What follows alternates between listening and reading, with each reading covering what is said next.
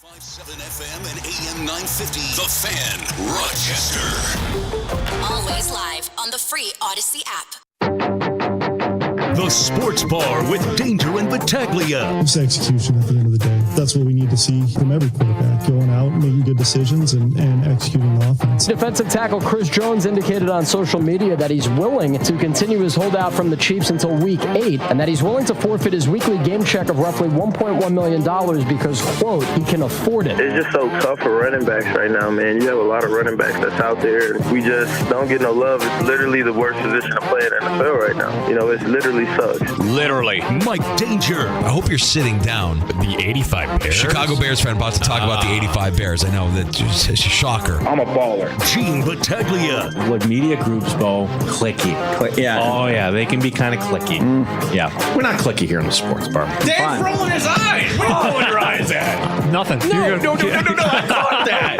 I'm looking up at the clock. Yeah, right. The clock. Make it 9 straight losses for the Yankees. 9 times. Their longest run of futility since 1982. The Yankees haven't lost 10 games in a row since 1913. We are getting very close to the start of college football. Week 0. Former USC star Reggie Bush files a defamation lawsuit against the NCAA. Sue everybody for punitive damages. Yeah, I'm Team Reggie Bush. Aren't you? I think most people are, don't you think? Give him back his Heisman. So already I'm in 37 leagues so far. Yeah. He is a gamer, man. 95.7 FM and AM 950. The Fan, Rochester. Hope you're still enjoying us here, Rochester's only local sports talk show. My name is Gene Battaglia.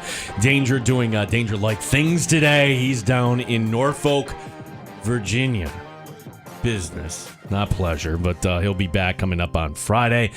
You are always welcome to pull up a stool and join us. Our phone number, 866-4FAN, 866-4326.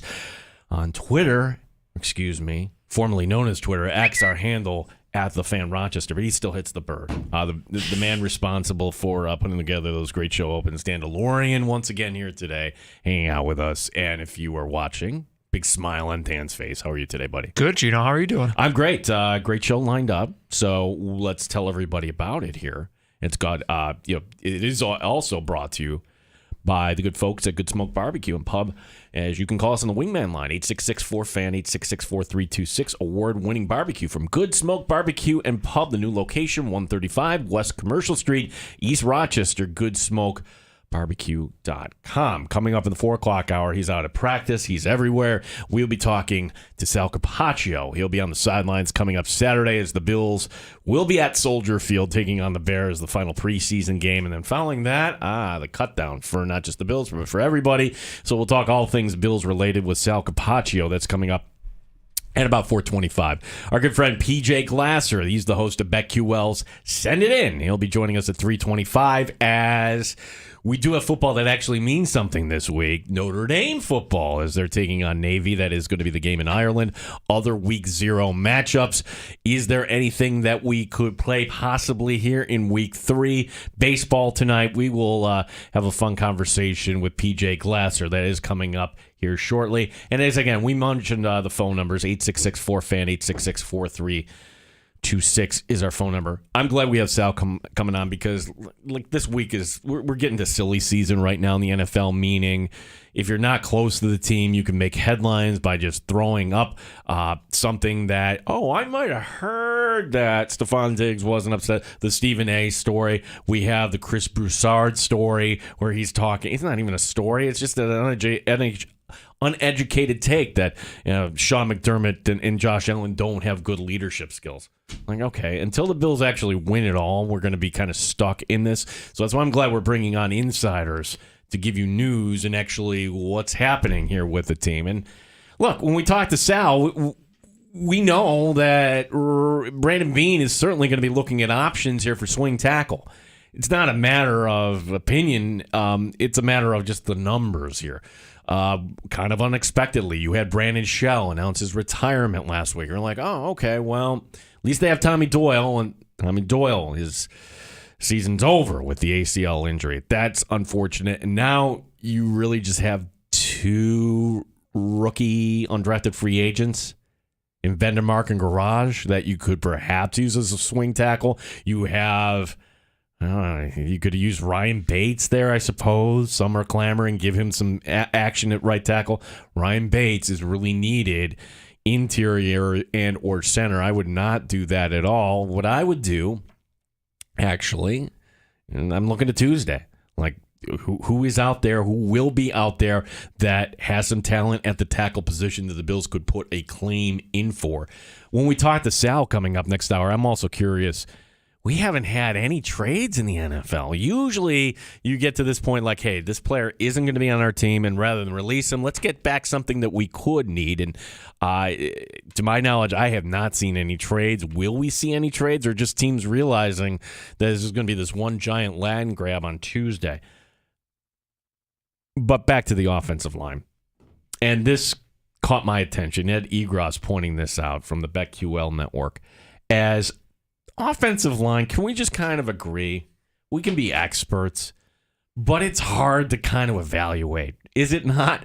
Like, you see Justin Jefferson, you can see the talent. You see Patrick Mahomes in the quarterback position, you see the talent.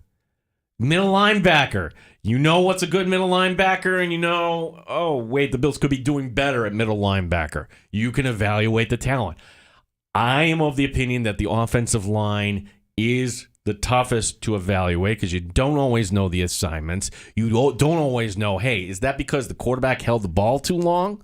Or, and they're asking the lineman to hold up too long? There's a lot that goes into evaluating offensive line play rather than just eye test. And if you don't believe me, like when they used to do the Pro Bowl voting, the fact that Reuben Brown was like a Pro Bowler 9 straight years, I mean, he was good. He's not in the Hall of Fame, but like it was just because nobody knew how to evaluate. You were just voting on a name and a first-round pick, and he's a good guy, so let's vote in Reuben Brown. Here's what I'm getting to. Like, the people that do this for a living, ranking offensive lines and breaking down the tape, and I'm talking about Pro Football Focus, 4for4. You have other websites like the Action Network, 33rd Team, Sharp Football. Warren Sharp does a great job, certainly. But somebody went through and actually did a composite ranking of offensive lines. And who has the best offensive line? Well, again, this is a composite. Yeah, you're listening to me, Dan. Is that Siri saying this? Yeah. Just making sure. Okay. Pro Football Focus. This is 4for4, 33 Team, Action Network, Fantasy Pros, Warren Sharp, and a couple others too. So people that do this for a living, okay? And then you just kind of took the average of it. And they based it on 3 things.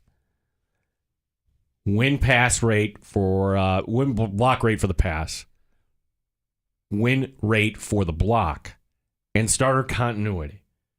And I've got my thoughts on that in itself. But when you rank these offensive lines and you do the average from these experts, who do you think has the number 1 offensive line in the NFL today? It's a Super Bowl team. It's the Philadelphia Eagles. The Eagles, it seems like whoever they put there back at running back, DeAndre Swift will do great in Philadelphia because he's behind that line. And just like Miles Sanders or whoever Philadelphia does. So to me, having an offensive line, that is certainly a great place to start. So Philadelphia 1. I'll give you the top 10. Philadelphia 1, Cleveland 2, Detroit 3, Kansas City 4, Dallas 5, Green Bay 6, Atlanta 7.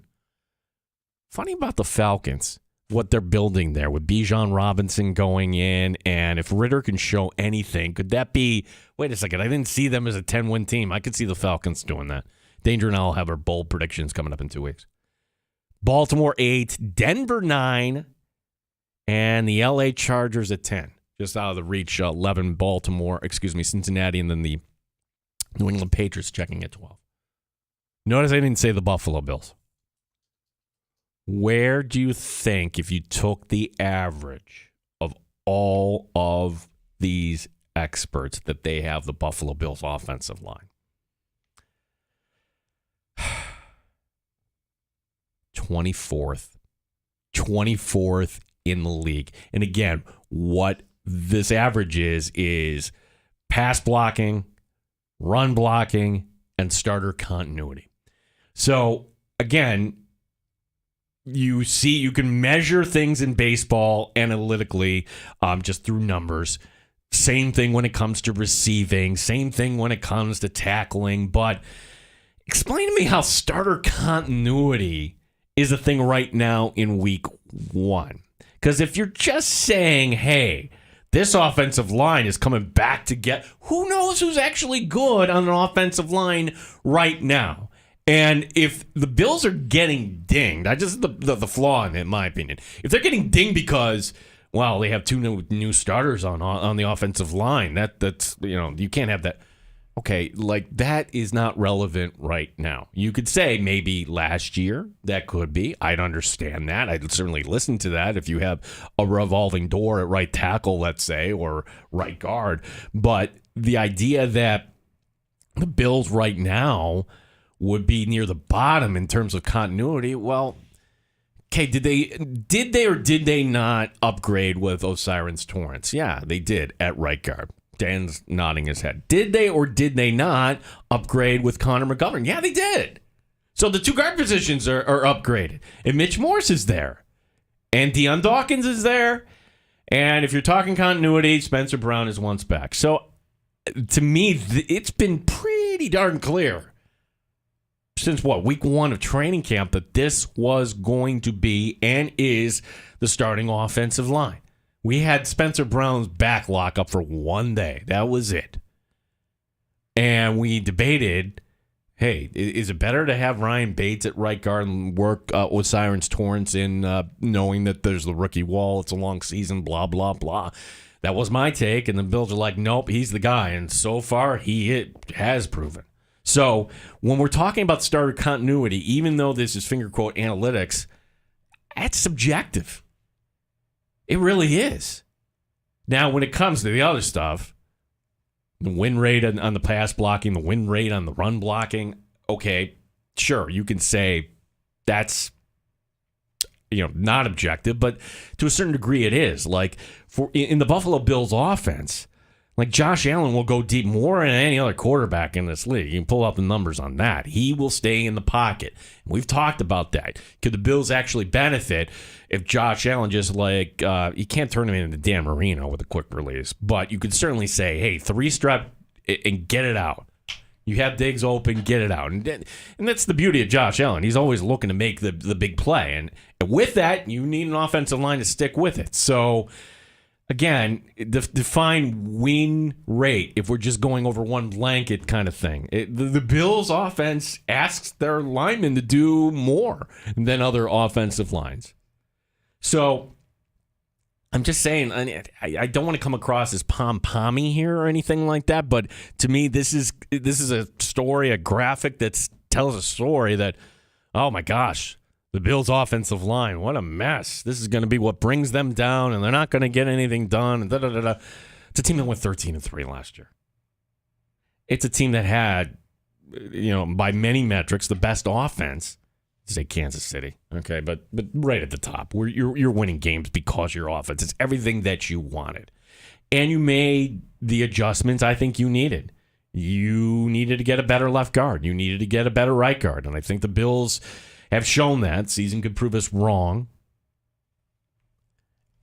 Right tackle is a concern. Now, the thing that has nothing to do with analytics, nothing to do with the eye test, like when it comes to offensive line, it's the penalties.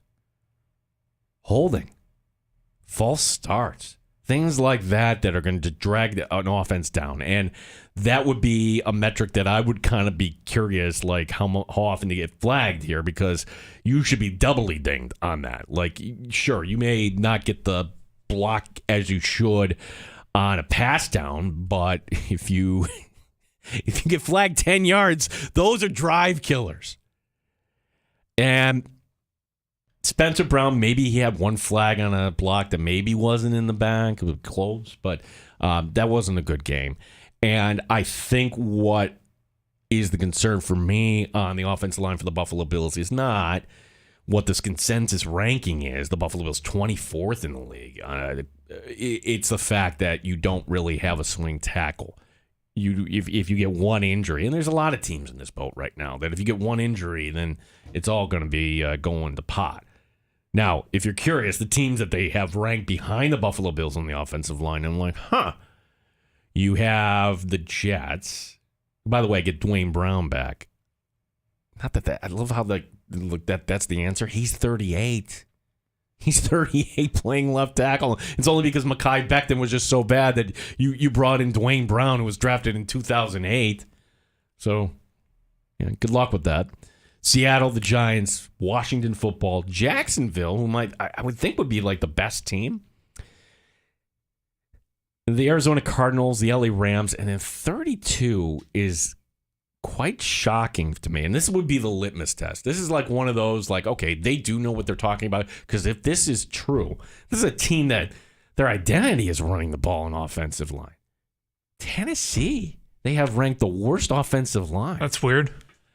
Is it weird, or just we're kind of away? We're nowhere near the Tennessee Titans story, and or maybe it was just all Derrick Henry, and it really wasn't the offensive line all the time. Yeah, I think it's kind of surprising, but I'm just looking at this graphic, and they are just like near the bottom on everything, and seeing that they again really didn't really have a quarterback that you could kind of game plan for. Maybe that's just a great coaching job by Mike Vrabel to cover up in other areas, but. Just kind of an interesting graphic that kind of I think you can kind of check out. Again, that's courtesy of Ed Egros, who you can hear as part of the BetQL network.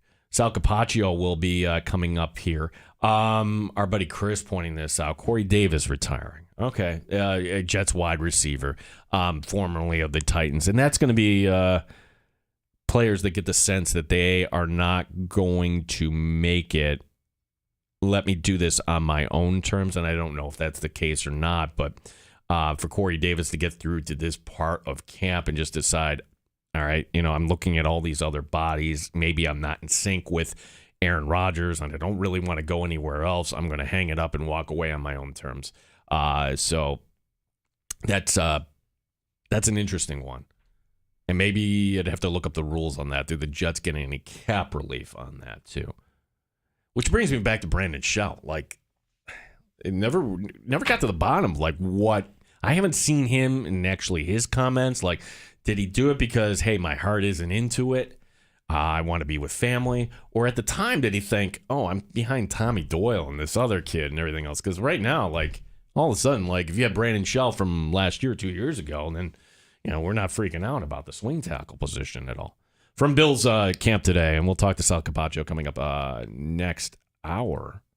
We had Terrell Bernard returning to practice today, but it was only off to the side. So he's working out just a little bit, and I don't know if one half of practice, essentially that would be it, is going to get him in the game on Saturday. Bills and Bears, 11 a.m. for the pregame coverage. There were other players that were just given Veterans Days off, like Leonard Floyd today. Khalil Shakir, something was bothering him. He did not practice as well. The concerning injury in the NFL today does not come from Buffalo. It actually concerns an ex-Buffalo Bill. This is Giants reporter Dan Duggan on Twitter describing the scene as scary for the New York Football Giants today in regards to Tommy Sweeney. Tommy Sweeney receiving significant medical attention while he was working out whatever issue. So again, working out limited on the side, and big gathering coming over a long time. According to this reporter, they were giving Sweeney medical attention. Brian Dable, Joe Shane also coming over and watching. And eventually Tommy Sweeney was on a cart shirtless and rode off. So I'm always careful not to speculate, but just reporting facts here. Like Tommy Sweeney had myocarditis way back when, and I hope that he's getting the medical attention that he deserves here. It sounds like it. So that's certainly kind of a scary situation coming out. This is coming across the field. Corey Davis is retiring, and he's put out his statement. I've been contemplating stepping away from the sport of football. The decision's not been easy. Blah, blah, blah, blah. All right. Yeah, he was the number 5 overall pick by Tennessee. and out of football right now. So there you go. We will be talking in a little bit here to our buddy PJ Glasser from Send It In, the part of the BetQL network. One note that does not have anything to do with the Bills, but rather the Sabres. Did you see this today, Danny? They are not going to have a finger quote memorial for Rick Jeanneret because that was the family's wishes. Mm-hmm. And if they do anything in that regard, it's going to be private. That's not to say, though, the Sabres weren't going to do nothing. So this is what they're going to do. It's going to be this coming Sunday, 5 o'clock. Gates open at 3:30, and it'll be on MSG. They're going to televise this live in the month of August. The Sabres are going to invite other broadcasters and have like a roundtable discussion. And it's going to come off like it's a remembrance. I could just picture, guys like Rob Ray and Brian Duff and who knows who else they might invite just telling stories about Rick Jeanneret. And it's free to the public on Sunday, 5 o'clock. Gates opening at 3:30. And I think, what a wonderful gesture to have, some of the Sabres observers from over the years just kind of honor RJ and let fans come in and hear these stories. Because after all, what was Rick Jeanneret? He was a storyteller. He was telling the story of every game. And I thought Rick Jeanneret was excellent for this reason. You felt like he was your friend. Mm-hmm. You felt he was invested just like you were. Mm-hmm. If it were a power play in a playoff game, you knew it. You weren't turning that dial. You would be listening to everything. If it were a Tuesday night against the Seattle Kraken and the arena was 8,000, he's not saying it sucks, but you can tell he's not going to lie to you. Mm-hmm. You can tell by the play-by-play. It's like, yeah, this ain't it tonight. So his honesty, and I never met the man, but I think he felt like a friend. He came through, and he influenced so many, myself included. So Rick Jeanneret, in doing it, because he loved it at the end. Like, he's 81 when he passed. He worked up until he was 79. Good for him, being back cancer, too, along the way. And I think it's kind of cool that the Sabres just didn't, they wanted to do something above and beyond for Rick Jeanneret. So we'll be talking about that throughout the course of the day as well. Mike Danger today is in Norfolk, Virginia. I invite you to call us anytime, 866-4FAN, 866-4326. But coming up next, we shall be talking to our buddy PJ Glasser, the host of BetQL's Send It In, here on the Sports Bar on 95.7, The Fan, Rochester. Odyssey has sports for every fan.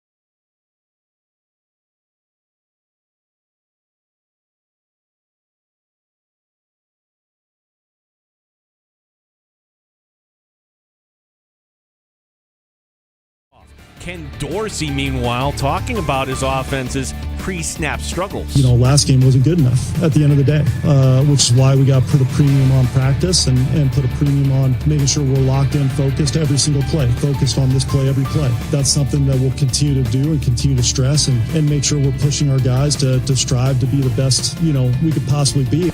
We'll talk some Buffalo Bills coming up next hour. Sal Capaccio will be joining us. The Red Wings scored 7 in the bottom of the ninth, stealing a game last night against Worcester. Same two teams tonight at Innovative Field. Gene Battaglin, the sports leader, 95.7 FM and AM 950. The Fan, Rochester.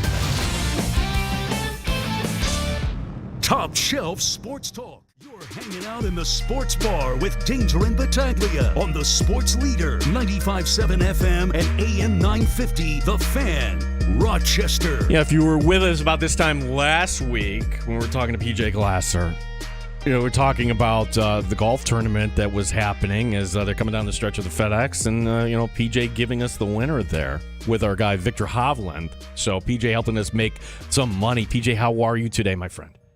I'm good, Gene. I'm good, man. Always good to be with you. Hovland was awesome last week. That back nine, Gene, was one of the best 9-hole stretches of golf I've seen. When we were talking about that event last week at Olympia Fields, there were only 5 guys that shot under par 3 years ago, and then you had Hovland winning the tournament at 17 under. So the conditions were much easier this year, obviously, but Hovland overtaking Scotty Scheffler, the best player in the world, making 7 birdies on the final 9 holes. That was an awesome way to cash a ticket. And like you said, we got the Tour Championship this week, golf wrapping up, and football is it's almost here, Gene. We're almost there. Oh, we are there, in my opinion. Before we get to week 0 and some baseball here, you mentioned it, and for us here, it's like we were on this high of golf. We had the PGA Championship in Rochester, and then we're watching subsequent majors, and hey, golf is still going on. So here you have the tournament in Atlanta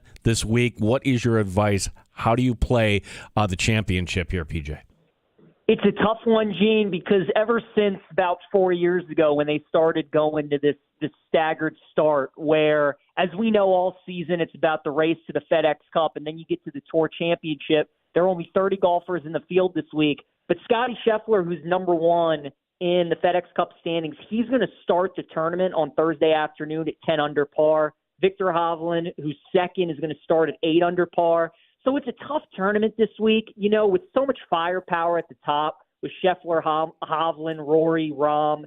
I mean, it's really going to come down to like 5 guys this week. So my advice to people, Scotty Scheffler to win the tournament is like plus 140, and it's tough for me to see somebody beating him. So maybe you take like head-to-head matchups this week. Maybe you take a guy to finish in the top 5, stuff like that. Get creative with it. I like Xander Schauffele this week, Gene. If I had to pick one golfer, he's 33-1 this week. He starts at 3 under par, 7 shots behind Scotty. He's played here 6 times, and if you just look at strokes gained, he's never finished worse than 7th. He loves Eastlake. He always plays well here. So Xander is a guy who's kind of starting, 7 shots back. He has some ground to make up. But considering his track record at this course, I think he's a good play this week in like the top 5 market or a head-to-head. Yeah, we're rolling the tape, and we're going to play it here. PJ Glasser, our guest here, and I understand why golf kind of went to this format, PJ, because, well, there's football going on. We got to try to compete for space, and I get smart on golf, like, hey, this is the time you step off, and we'll start next season coming up here shortly. Week 0. Just the thought of the day. Why don't more teams just step out here? It's such a long season. Wouldn't you want to give yourself a little bit of a breather, maybe get one game in here early on? So we have a limited slate this week, only 7 games, but it includes a couple ranked opponents. First of all, you did a preview this week on Notre Dame. They're playing over in Dublin against Navy. So your thoughts on the Fighting Irish entering this season? Can they return to greatness? And how do you play this game against the Midshipmen? Yeah, so Notre Dame I actually like this year, Gene. I really do. We know they got Sam Hartman in the offseason, who, I mean, he might be the best quarterback they've had since going back to Brady Quinn, maybe Jimmy Clausen, but it's been a long time since they've had a quarterback this good. They're loaded at receiver, good at running back. They maybe have the best right tackle, left tackle combo in the country. Marcus Freeman, their head coach, is a defensive guy. They're going to be solid on that side of the ball. Really, the issue for Notre Dame this year is their schedule. They have to play Ohio State at home. They have to go on the road to Clemson. They have to play USC this year. And then they get Navy to start the year as well, Gene, which I know they're 3-touchdown favorites, but we know whenever these military academies go up against these big-time schools, the reason they're able to hang in these games is because of the wishbone. And it's the great equalizer, and these teams obviously don't see it. Now, Notre Dame plays Navy every year, so they're used to it. Marcus Freeman was the defensive coordinator at Cincinnati, and they're in the same conference as Navy in the AAC, so he's seen them before. There is some familiarity there. With all that being said, I would take Navy with the points this week, Gene, for a couple of reasons. The first being, I mean, is there a worse opponent to get in the first game of the season than Navy, right? Like, you spend all this off season in camp and you're practicing against your own team, and then you have to come out and you play against the Naval Academy who's going to be chopping at your legs for 3.5, 4 hours. That doesn't sound like any fun. But the second reason I like them as well is because they have a new coach this year at Navy. Ken Niumatalolo had been there forever, 15 years, had great success.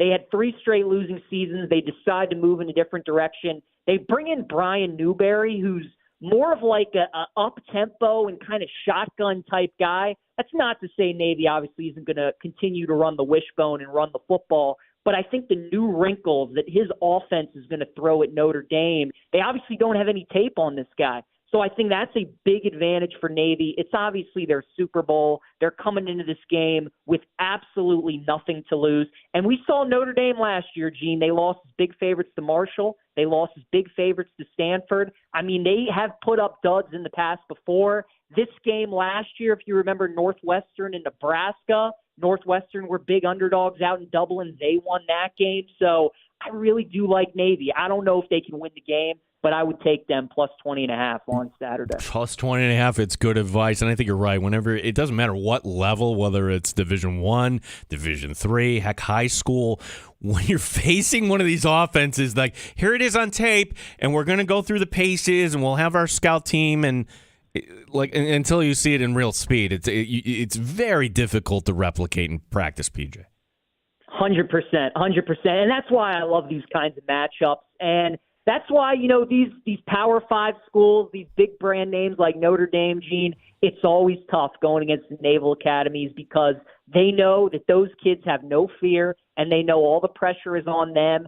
And it's obviously a tough game for the opposing defense, all the different eye candy, all the things they throw at you that you're never going to see the rest of the year, but you see in that one game. So it's going to be awesome. I expect Navy to put up a great fight like they normally do. And I have a feeling, Gene, that late, in the fourth quarter, Notre Dame might be up 7 and going on a drive to try and ice the game. But I think Navy can hang around on Saturday. Yeah, it could be one of those games, too, that, like, we're watching in the fourth quarter. Okay, come on, cover. Some of these other games, and this is how hungry we are for football. Saturday night on an ESPN, we'll all be watching a game we normally wouldn't watch, UMass, New Mexico State. Yes, bring it to me. You have on the SEC Network Vanderbilt, okay, against Hawaii. FS1 is San Diego State against Ohio. You have USC taking on San Jose State, and I don't know if anybody has the Pac-12 network, where you can get that, but any of these other games from a betting standpoint catch your eye here in Week 0, PJ? There was another one, Gene. It was the Ohio-San Diego State game. I thought was fascinating. And the big reason being the line movement, I think is extremely telling in this game. We all know the key number in football is 3, right? The field goal, that's probably the biggest key number in all of sports betting. So San Diego State opened as a 3.5-point favorite in this game. They've moved all the way down to 2.5. So forget the 3. You're now getting them under the field goal. I think that is extremely telling. I think Ohio is the right side in this game. They're practically begging you to take San Diego State, right? It's going to be a low-scoring game. They have a good running game, good defense. Ohio, we know they play in the MACtion. They have a good running game as well. But I think Ohio's live in that game, Gene. I think they can pull off the upset. With all these games, with these schools that we're not going to watch very often, that we're not very familiar with, just, bet lines and not necessarily teams. Look at what the lines are telling you. If you're looking at a game like that where most people will say, okay, San Diego State, they usually have a good team. They're in a bowl every year. They're only 2.5-point favorites at home against Ohio. And then you figure into the fact that there was line movement. I think the Bobcats are the right side. So that's another game I'll be betting as well, as Ohio plus 2.5. I love your pick for the national champion, if we can stay on college football here, because draw an analogy here. And like in Western New York, I think like the world has moved on from the Buffalo Bills. They had their chance. The window's closed. But it's almost like, hey, maybe there's some value here and whatever, in Buffalo. And I get the sense that the team you pick for the national champion has long odds. They're in a conference that, okay, they should have a clear path to the playoff, and if you're in the playoff, then you're 2 wins away. Tell everyone who you like for the college football national championship and the odds there. Gene, I love Clemson this year. I really do, and they're 18-1 to win the national championship. I just think it's the perfect storm for them this season. A lot of times what we do in college sports, especially college football, is when there are big programs that are kind of on the cusp, when they have big expectations, I think the media hypes them up so much and people want them to be good so badly that we kind of overhype them, not only in the market, but just wanting them to be good again, right? I mean, think about how many teams this year, Florida State, Texas, Notre Dame, LSU, USC, all these teams that everybody think could maybe win a national championship this year, could get back to the college football playoff this year. And all that, I think, is just creating so much value on Clemson because everybody thinks, like you said, Gene, they had their run in the mid-2000s. They had Watson. They had Lawrence. Now they had a down year. Florida State's up and coming. And we're just kind of forgetting about Clemson. Their schedule, their 3 hardest games this year at home, Notre Dame, UNC, and Florida State. Cade Klubnik is the real deal at quarterback. It's not going to be what we saw with DJU these last couple of years. They brought in Garrett Riley from TCU as the new offensive coordinator for Dabo. We know they're going to be solid on defense like they always are. I just think the path, Gene, they win the ACC. They're going to be in the playoff. If I have an 18-1 ticket in my back pocket with the Clemson team, that if they get to the playoff, they're not going to be more than like a touchdown favorite to anybody. I just think the value's awesome. I think it's the perfect storm. So I love Clemson. 18-1. That's my pick this year. Yeah, it's that is bold. I love that. PJ Glasser, your host every day. You can hear him on Send It In. We'll tell you more where you can get PJ's content. Turning eyes to the NFL, and again, the NFL preseason. It's buyer beware. It's tough, right? Is there anything on the schedule, like your Ravens? I'm sorry, the streak is over. I'm going to give you one, and at the risk of sounding like homie Homeran here, like the Buffalo Bills are just so uninterested, so lackadaisical, so like we don't want to be here. I can't imagine them putting together 2 games under Sean McDermott like that back-to-back. And again, this comes with all sorts of caution here. Like, we don't even know at this point whether Josh Allen or any other starter is going to play, but I just have to think the Bills would take a better effort here than they did against Pittsburgh. And from the line I'm seeing here, they're only giving up 1 point against the Bears coming up on Saturday. PJ, your thoughts on that and anything worth playing at all here in the final preseason week? No, I love your Bills pick, and I think you really broke it down beautifully and kind of, how uninterested they looked, how unimpressive they looked, especially the first-team offense in that game against Pittsburgh. So I think a lot of people like Chicago in that game. I think people just think the Bills are just getting ready for the Jets in that Monday night game and might not be interested. I think the Bills could be a good play. And then you were just talking about the Ravens and obviously how that preseason streak is no more. Well, I think it could be a good week to fade the team that just think about all those backups on Monday Night Football, on prime time. You finally end that Ravens streak. You got to turn around. Now you're laying 4.5 at home against the Bengals. So I think it could be a good week to fade the Commanders as well, Gene. I would look at taking Cincinnati plus 4.5. Yeah, I like that logic as well. Major League Baseball, Poor Yankee fans. You're not shedding a tear, right? I don't think we're going anywhere near. Look, I don't like. It's like the NFL. Like, it's this garbage team against this garbage team. And I'm sorry, that's how the Yankees are playing. Wouldn't say anything about Nationals Yankees tonight. But is there anything on the slate of Major League Baseball? Some of these games are already underway here, PJ. Yeah, we got a game starting in about 20 minutes. Giants and Phillies. Giants had a heartbreaker last night. They were up 1 going to the bottom of the ninth. They blow the save. They lose the game. I think they bounce back today. They can't get swept, Gene. They know the importance of the game today, battling in that NL wild card.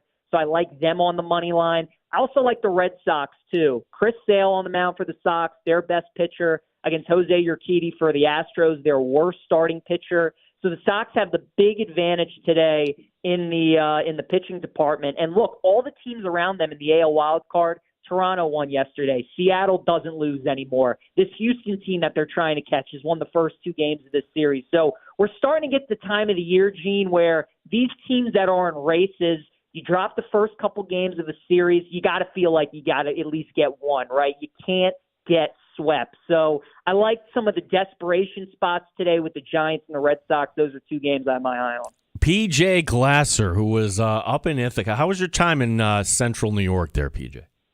It was great, Gene. It was great. Ithaca was a beautiful school. We also went over to Cornell. Cornell is beautiful, Gene. It is a huge campus. I wasn't expecting all that. It's like its own city up there. I was blown away with Cornell's campus and how nice it was. Ithaca, too.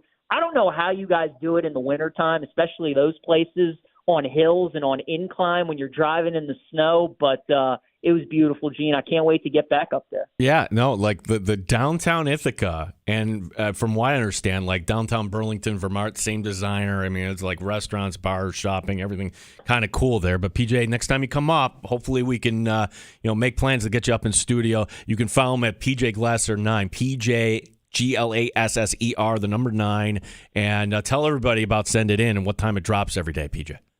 Yeah, send it in 1:30 to 2 o'clock Eastern time every day, Monday through Friday. It's a 30-minute show. You can follow it. You can watch it on Twitch, YouTube. You can listen on the Odyssey app as well. And we just kind of go through a little bit of everything. We preview NFL, college football, talk baseball, talk golf. So no commercials, nonstop, interactive show. It's awesome. So, make sure you join us 1:30 to 2 each and every day. PJ Glasser, by this time next week, we'll have NFL cuts, and we'll have the rest of college football starting up for week 1. PJ, appreciate your time as always. Thanks so much, buddy. Appreciate it, Gene. Always good talking with you. PJ Glasser, again, part of the BetQL network. And again, he gave the winner last week in golf. And I like that pick.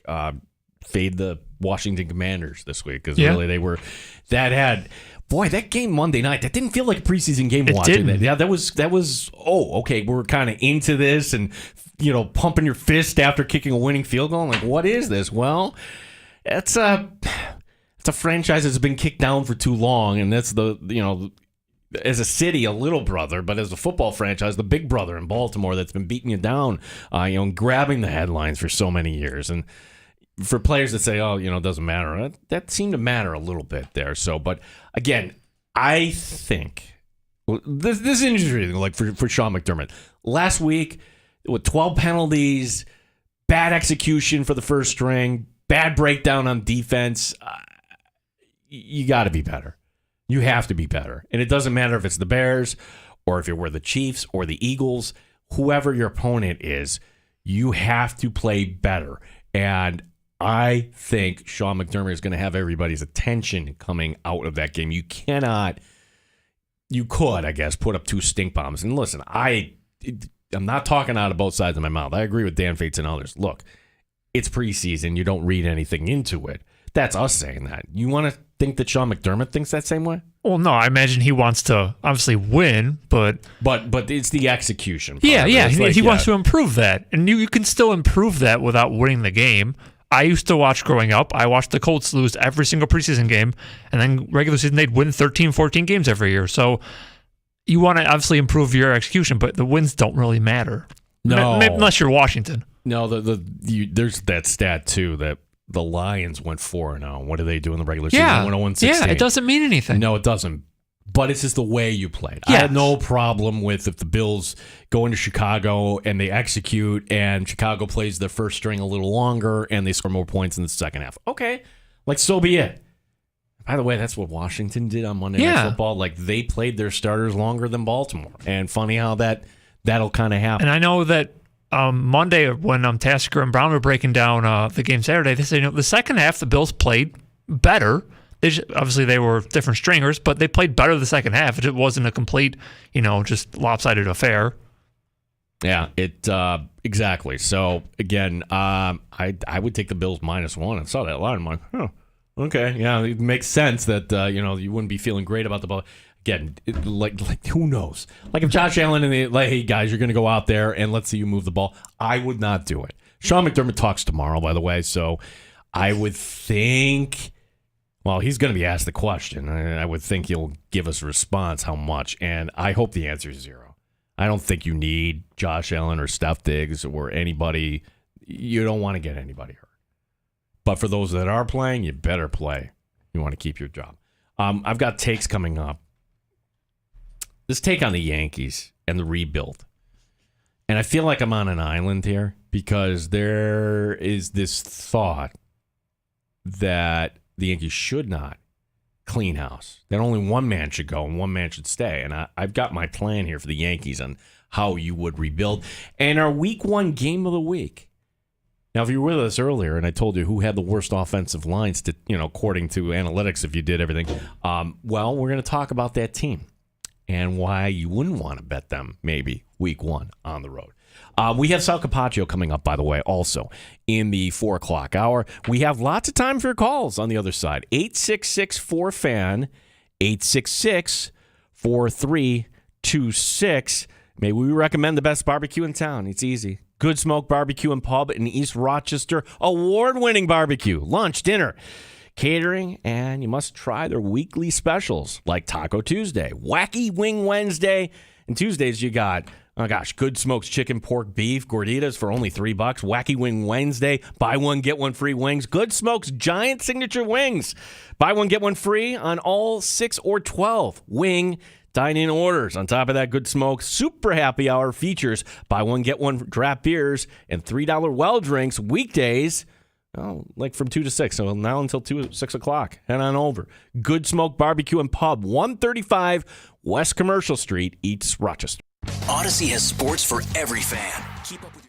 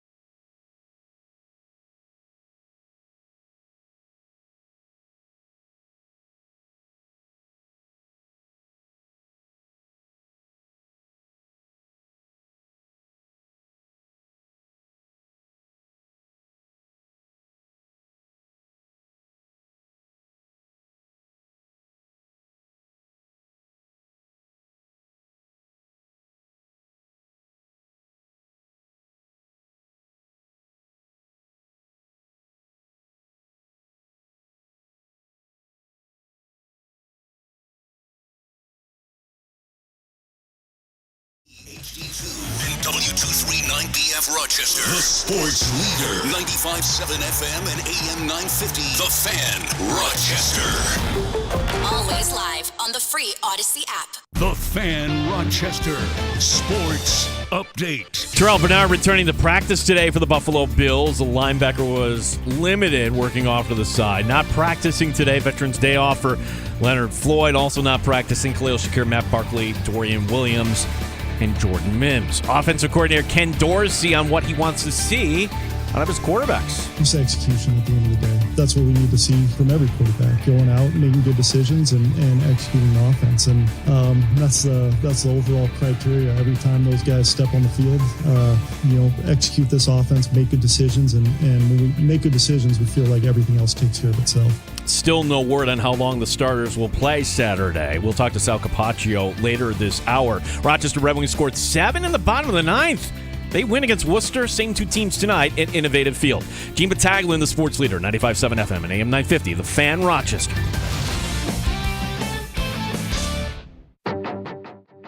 The Sports Bar with Danger and Battaglia. Just execution at the end of the day. That's what we need to see from every quarterback, going out, making good decisions, and executing the offense. Defensive tackle Chris Jones indicated on social media that he's willing to continue his holdout from the Chiefs until Week 8, and that he's willing to forfeit his weekly game check of roughly $1.1 million because, quote, he can afford it. It's just so tough for running backs right now, man. You have a lot of running backs that's out there. We just don't get no love. It's literally the worst position to play in the NFL right now. It's literally sucks. Literally. Mike Danger. I hope you're sitting down. The 85 Bears. Chicago Bears fan about to talk about the 85 Bears. I know that's just a shocker. I'm a baller. Gene Battaglia. What media groups go clicky.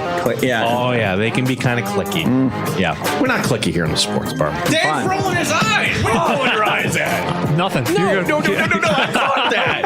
I'm looking up at the clock. Yeah, right. The clock. Make it 9 straight losses for the Yankees. 9 times. Their longest run of futility since 1982. The Yankees haven't lost 10 games in a row since 1913. We are getting very close to the start of college football. Week 0. Former USC star Reggie Bush files a defamation lawsuit against the NCAA. Sue everybody for punitive damages. Yeah, I'm Team Reggie Bush. Aren't you? I think most people are, don't you think? Give him back his Heisman. So already I'm in 37 leagues so far. Yeah. He is a gamer, man. 95.7 FM and AM 950. The Fan, Rochester. Rolling along on a Wednesday. It's hour number 2. It's Battaglia and Dan DeLorean today. Dan Drummy, as Danger is doing his corporate responsibilities down in Norfolk, Virginia today. I try to get him like, hey, can we dial in? They've got him booked solid. So, you know how you always have that joke, hey, I wouldn't want your job? I don't think I would want Mike Danger's job. Even though he got to go see Doja Cat in Los Angeles a couple weeks ago or last month. But, Dan DeLorean hanging out with us today. Couple notes here. This time tomorrow, we're going to have an announcement. Oh, an what? announcement. Some Amerks news. Oh. The Amerks, in regards to something coming up on their schedule, have granted us the right to break the news on the show tomorrow. That is very impressive, Gino. Yes. So we'll have that for you this time tomorrow. So you just set yourself a little reminder if you're an Amerk fan. And you'll see it if you follow them on social media. They do a fantastic job over there. So that's, again, 4 o'clock tomorrow. A little Amerk note here is, it's just a few weeks away for people that love hockey. You're going to have the Prospects Challenge in Buffalo, getting things going. And from there, training camp. The Amerks today, they announced 2 preseason games. So there will be a home game here against Syracuse. And then the first Friday in October, they'll be going to Utica. So 2 preseason games. And then moving along, Friday the 13th, opener against Bridgeport. And as I've said all along, Dan, I'm not one of those people. Bring me to October. I wish it were October, but is it October already? I love October as much as anybody else. You know what else I love?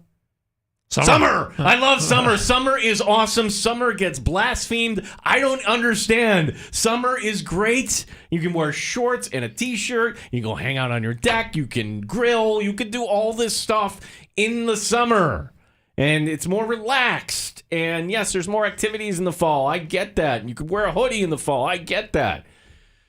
you do have football in the fall and you do have hockey in the fall, but I'm not one. Don't wish away time. We need to think like Steph Diggs, okay? Hey, there are fewer days in front of us. There are more days behind us. Not that that's true for everybody. You should think like Sean McDermott, one day at a time. Yeah. That's so again, tomorrow, 4:00, Ameryk's announcement here in the sports bar. The other thing, I just want to give kudos tonight. As one of our colleagues, we are having a party for tonight. There are a lot of people in this business that you meet them and they're not like who they really are, which is kind of funny because like when I was like kind of in college, I didn't understand that. I thought like, who you were on the air was, the person that you are in real life. And hopefully I didn't turn into one of those people. I mean, honestly, like what do we do here? We just have some fun talking sports. Well, I'm leading up to this because this person is that person that you hear on the air for how many years in the morning.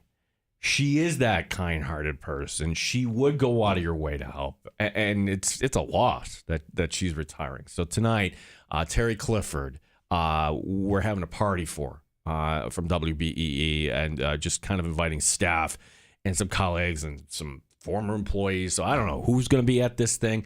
Bo was kind enough yesterday to come in and join us, and I know he'll be out there. So Terry is still working up until, and again, I didn't know the date until Bo told us yesterday, September 22nd. So I know she's not listening, but for T-Bird, congrats, and noteworthy you're retiring when the Yankees are. How many games they lost again, Gino? 9 times. That's correct. Because it's time for some takes here. Dandelion today. And again, I had to take yesterday on the Yankees, and I've got another take on the Yankees. Because, look, you're in a free fall.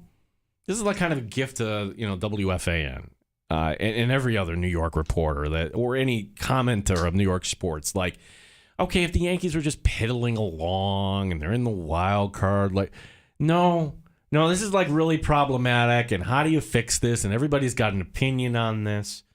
Like Yankee fans, you haven't been through this in a long time. In fact, if you're under the age of 30, you've never experienced anything like this. Nope. Like you've never experienced that R word, rebuild. Look, this isn't some wild take that Brian Cashman should keep his job and figure this out. No, he built this mess. He deserves to lose his job.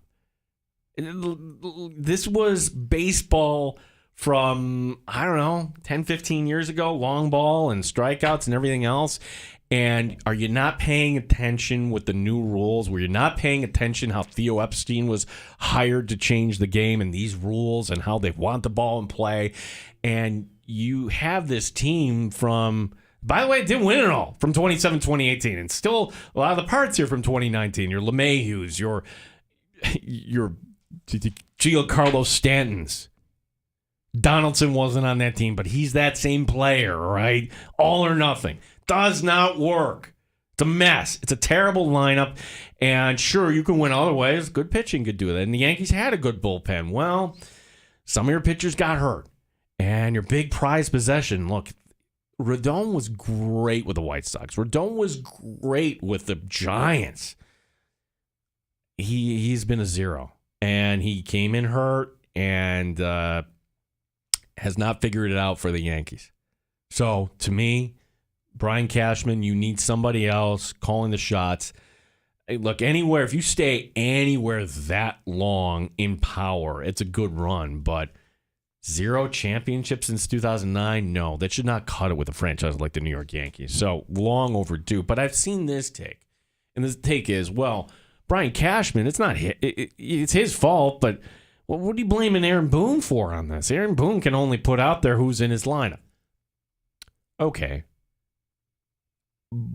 I barely will acknowledge you that point that it's not fair. But this is sports. It's not fair. I'm sorry. Life's not fair, and super not fair is trying to win in competitive sports. And for me, Aaron Boone, this is why you got to get rid of Aaron Boone, too. And it's something we talk about all the time in football. The word begins with the letter A. Alignment. If you're going to bring in a new GM, Oh, and by the way, your manager is going to be Aaron Boone. Okay, like you think look, anybody should want to put their hand up and say, I want to be the general manager of the New York Yankees. It's not like that's going to be a deterrent, but you want to go all in with that GM? That GM should be allowed to choose his next manager. And for communication, for style of play, for how do we incorporate analytics, for all those things. And for when do we start a clock on a player? All these things. That should be top down. The way it kind of goes. Or you have a manager that says, you know what? I really think that this kid deserves a little more time here. Can we not send him back down just yet? I mean, you should have that give and take. And unless a new GM has a great relationship with Aaron Boone, I would get rid of Aaron Boone. Now, again, using the football analogy, that's happened sometimes. Do we not forget how Brandon Beane came to Buffalo? Sean McDermott, when he was hired, Doug freaking Whaley was his general manager. And when Matt Perino or somebody writes the book someday in this era of Buffalo Bills football, how did McDermott convince the Pegulas, or how did the Pegulas come to the conclusion that, yeah, you know what, we need another general manager. This is not the way that should be going. And if you remember that first draft, Doug Whaley was still technically the GM, but he was like sitting at the little kids table. Like, this is the draft table. I'm Sean McDermott. I'm calling the shots. And Doug Whaley is like sitting over the little kids table knowing, oh, yeah, I'm here. I'm getting paid, but I'm going to be out of a job pretty soon enough. So it can work if Aaron Boone keeps his job and says, hey, you know, I have a few candidates here, to the family there, the Steinbrenner family. Oh, okay, great. Maybe that's the only way I could see it happening. And, of course, Yankee fans would just love if Derek Jeter came from high above. And we talked about this, too. Like, sounds great. It would get a lot of people excited. It's a risky proposition. The Hall of Fame player that becomes the Hall of Fame level executive. Not too many. You have Ozzie Newsome in football. You have John Elway in football. Some may say, I got one person writing it, Stick Michael with the Yankees. Yeah, but as a player, was he at that level? I mean, as a he put that dynasty together. I give him that credit, but like Jeter, I don't know if he incorporates the new world into what. Does he want to? Does he still want to? I don't know what he's up to. Like, he just knew, the situation down in Miami, you know what, this isn't for me. And probably it was like, hey, I need money to do these sort of things. Oh, we don't have the money. Sorry, this is your payroll, Derek. Okay, then I'm out of here. So it's the Yankees are a fascinating story. Now, what could be like the big Band-Aid on this? You know what? We're going to go buy Shohei Ohtani and everything's going to be okay. And then nothing really changes. And that's, it's what kind of wins above replacement would Shohei Ohtani give the New York Yankees next year? I'd say 10. Well, that's a game changer, right? Like, if the Yankees had 10 more wins than losses than they did right now, then we're not having this conversation. That's how thin the line is in sports sometimes. Our phone number, 866-4FAN, 866-4326. Sal Capaccio will be joining us here later this hour for the latest from the Buffalo Bills, who we will have this Saturday coming up. 1 o'clock kickoff from Soldier Field, as our pregame will be at 11 o'clock. The week one game of the week. So, Dan, I haven't really kind of held to this because sometimes I want to talk about it and I just never get to it. Today I'm getting to it. This game I'm picking, Tennessee against New Orleans. And on paper, it's like, oh, that's a good matchup. That's kind of even. I'd kind of pay attention to that. And the Saints are home here, and they're giving up 3 points. So, essentially, if you're going by the old Vegas guideline, it's a pick'em game. And honestly, would this be a game I would avoid altogether? Probably. For this reason. Saints are not going to have Alvin Kamara. Remember, he's out for the first 3 games. But on the other side, is anyone really excited about Ryan Tannehill? Is anyone really excited about Tennessee? They bring in DeAndre Hopkins. They lose their other guy for the season. What other weapons do they have in Tennessee not named Derrick Henry? But, Gene, they have that offensive line. As we discussed earlier, Ed Egros retweeting out this unbelievable graphic where you have all these analytic communities, from Pro Football Focus to 4for4 to the Action Network, where they do their rankings and their analytics and all these these categories for offensive line play. And well, the Bills aren't great. They're saying 24th best offensive line, but to me it's shocking. Like Tennessee, universally last in the league offensive line, and you would think that's their identity, running the ball and whatnot. I read that, I'm thinking, teams that could be really, really bad. That's a good foundation right there. If Tennessee does, not like Tannehill's going to all of a sudden be at his peak. He's just a placeholder, and none of these kids, Levis or Willis, has said, "No, I'm ready to take that job." Boop. It's curious how Tennessee went back to the well on quarterback. Which I say, if you don't have your quarterback, keep drafting him. Well, Tennessee obviously thought, we're not really sure about Malik Willis. Let's take another quarterback. And Levis has had a bad camp. I'm not ready to say it. Nobody should say he's a bust or anything like that. But that's a team right now that if the Buffalo Bills had the opener, then you'd be kind of relaxed watching the Tennessee Titans. So that's our pick of the day. I'm going to go with the Saints minus the 3. Can you believe, DeLorean, we're only 13 days away from our first survive and advance pick? It's crazy to think how fast football is going to be here when you just think Super Bowl feels like it was forever ago, and now we're already, week 3 of preseason, and it's crazy to think how fast it's approaching. Peter writing in, the irony of a Mets fan telling Yankee fans how to rebuild a team. You're a good sport, Gene. I'm not saying I completely disagree with you. I take it Peter's a Yankee fan. Look, if I have it wrong, I can get rid of both of them, and it's not a 1-year fix. And like I said yesterday, when it comes to Garrett Cole, yeah, he has trade value. Who's going to want to pick up $36 million for a player that could opt out after next season? Ooh. Yeah, well, only a team that's willing to all of a sudden give him a new contract. And that kind of limits your options there. So, yeah, there's no easy fix here for the Yankees other than let's go buy Shohei. That could be it. Our phone number is 866-4FAN, 866-4326. Al Capaccio will be coming up here in just a little bit. And we got some news and notes from around the NFL today, too, in NFL apps, as some of the stories we'll be talking out here in later this hour. Tommy Sweeney. Oh, my gosh. I'm just wondering if this is it for his career. Today, receiving significant medical attention. We'll see if we can get an update on that. We also have news from Kansas City, news from Dallas, and the Jets get Dwayne Brown back. That's going to fix everything here, I think. Again, our number 866-4326.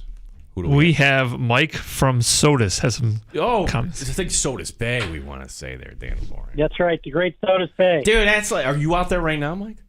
I am. Nice. To me, that's the weather where you are might not be the same in Rochester. So what do you got? Blue skies? Is it gray? Is it windy? What do you got out there today? No wind, cloudy, sun peeking through. Nice. I mean, look, a little muggy. A little muggy is good, and I would imagine a lot of people on the water today. Mike, what's on your mind, buddy? Executives that were great players. You're the hockey guy.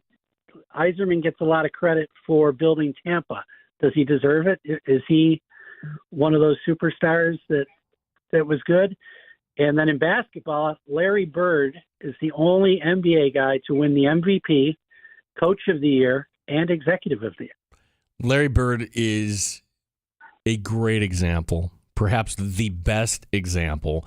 And I loved him as a coach, too. I mean, he was just perfect for that team where they had a star in Reggie Miller, and he knew how to kind of handle it. And where Magic Johnson didn't exactly excel at any one of those positions. He tried them all. In fact, he's an owner now, and good for him. But I think Larry Bird is great. But in Yzerman, we could debate, but that's the end of the list, right?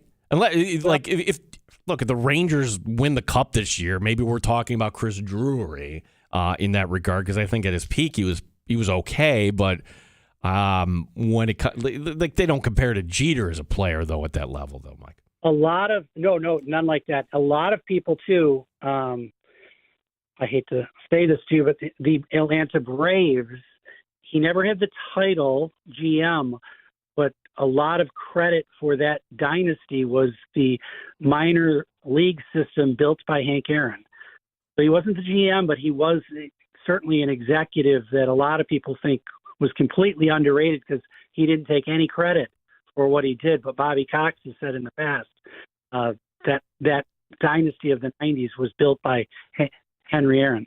That's interesting, and I got to read up on that because I know Hank Aaron, the player. We all do, and I do remember him. But it just kind of like how maybe it would just be interesting how he never got a shot, or maybe he just didn't want to go outside the organization. I would love to know more about that and read up on it.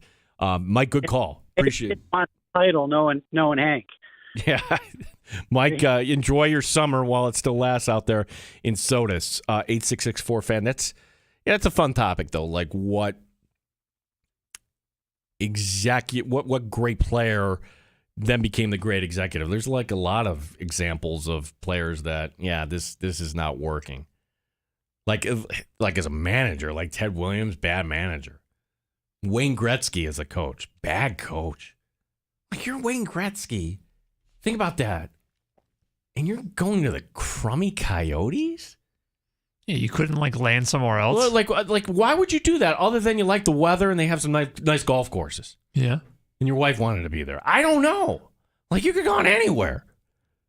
Wait your turn. A lot of people think that Peyton Manning will be an owner or some sort of executive. I don't know. He's doing his own thing right now. Maybe he's just kind of laying out and waiting for that opportunity. So, appreciate the call, Mike. We've got to get to Sal Capaccio, who we talk some Buffalo Bills football with Sal, as we will ask him about these positions. Next Tuesday is going to be wild, isn't it? Get Sal's thoughts on that. He'll be on the sideline coming up this Saturday, which we will have the coverage for you here on the Fan Rochester. 11 a.m. for the pregame, 1 o'clock, Bills and Bears. Coming up next, Sal Capaccio. My name is Gene Battaglia. Mike Danger off today. We got the Dandalorian riding along here on the Fan Rochester.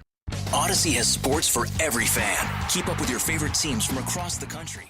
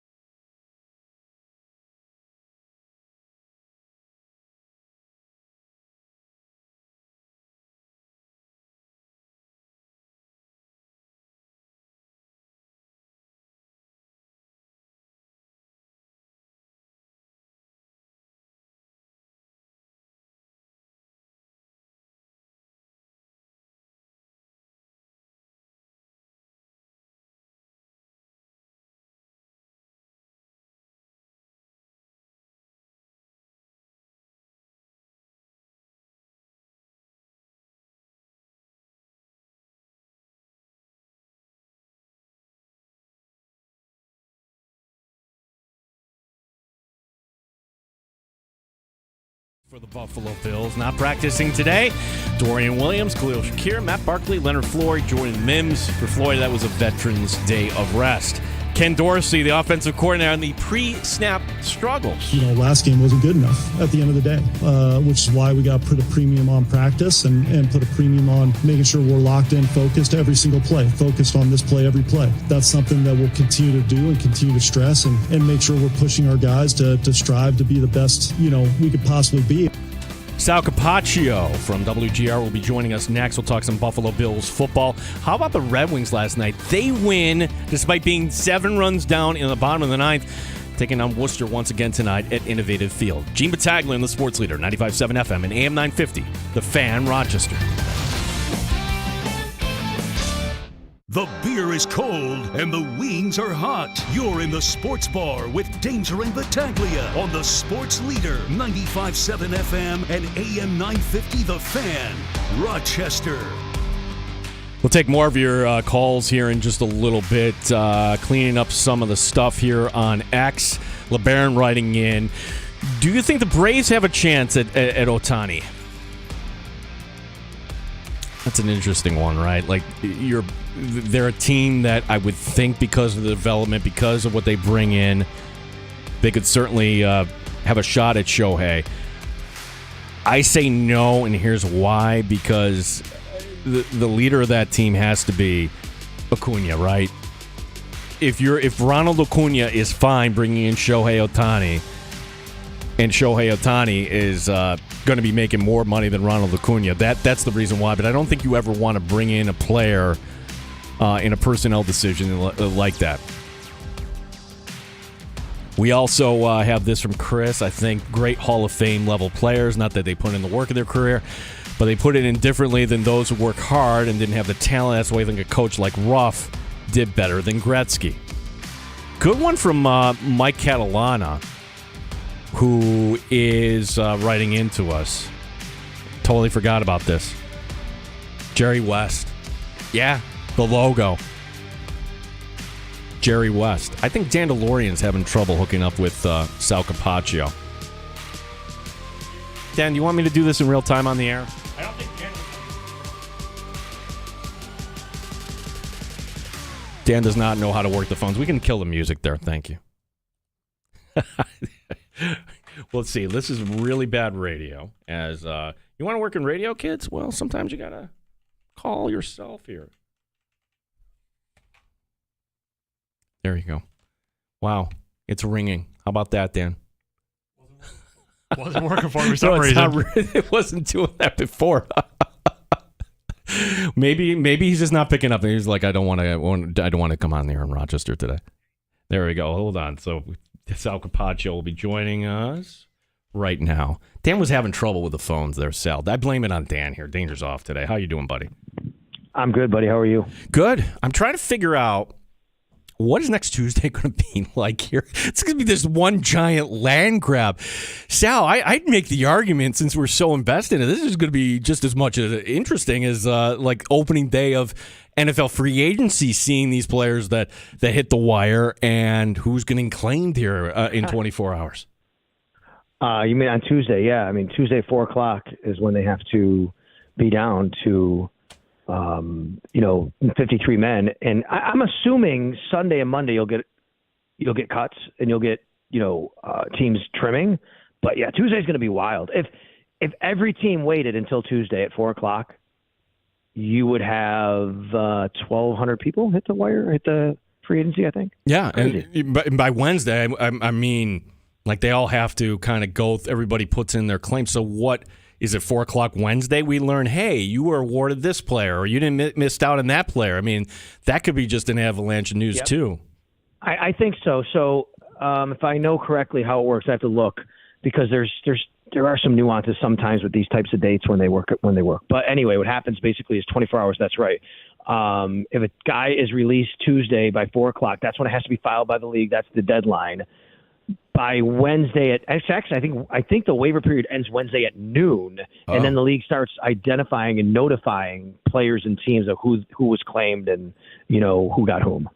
Yeah, I think it's also curious. Maybe this will all happen after the third preseason game, Sal, but the fact that we haven't had any trades yet, not in Buffalo, but anywhere. And it's almost like these GMs like realize, we like that player that you might have, but there might be like 3 other guys that we can kind of maybe pick up here. Like, your thoughts on what Brandon Beane might be kind of doing right now behind the scenes here in terms of a trade, or is he just in the same boat like everybody else? We don't have any movement right now.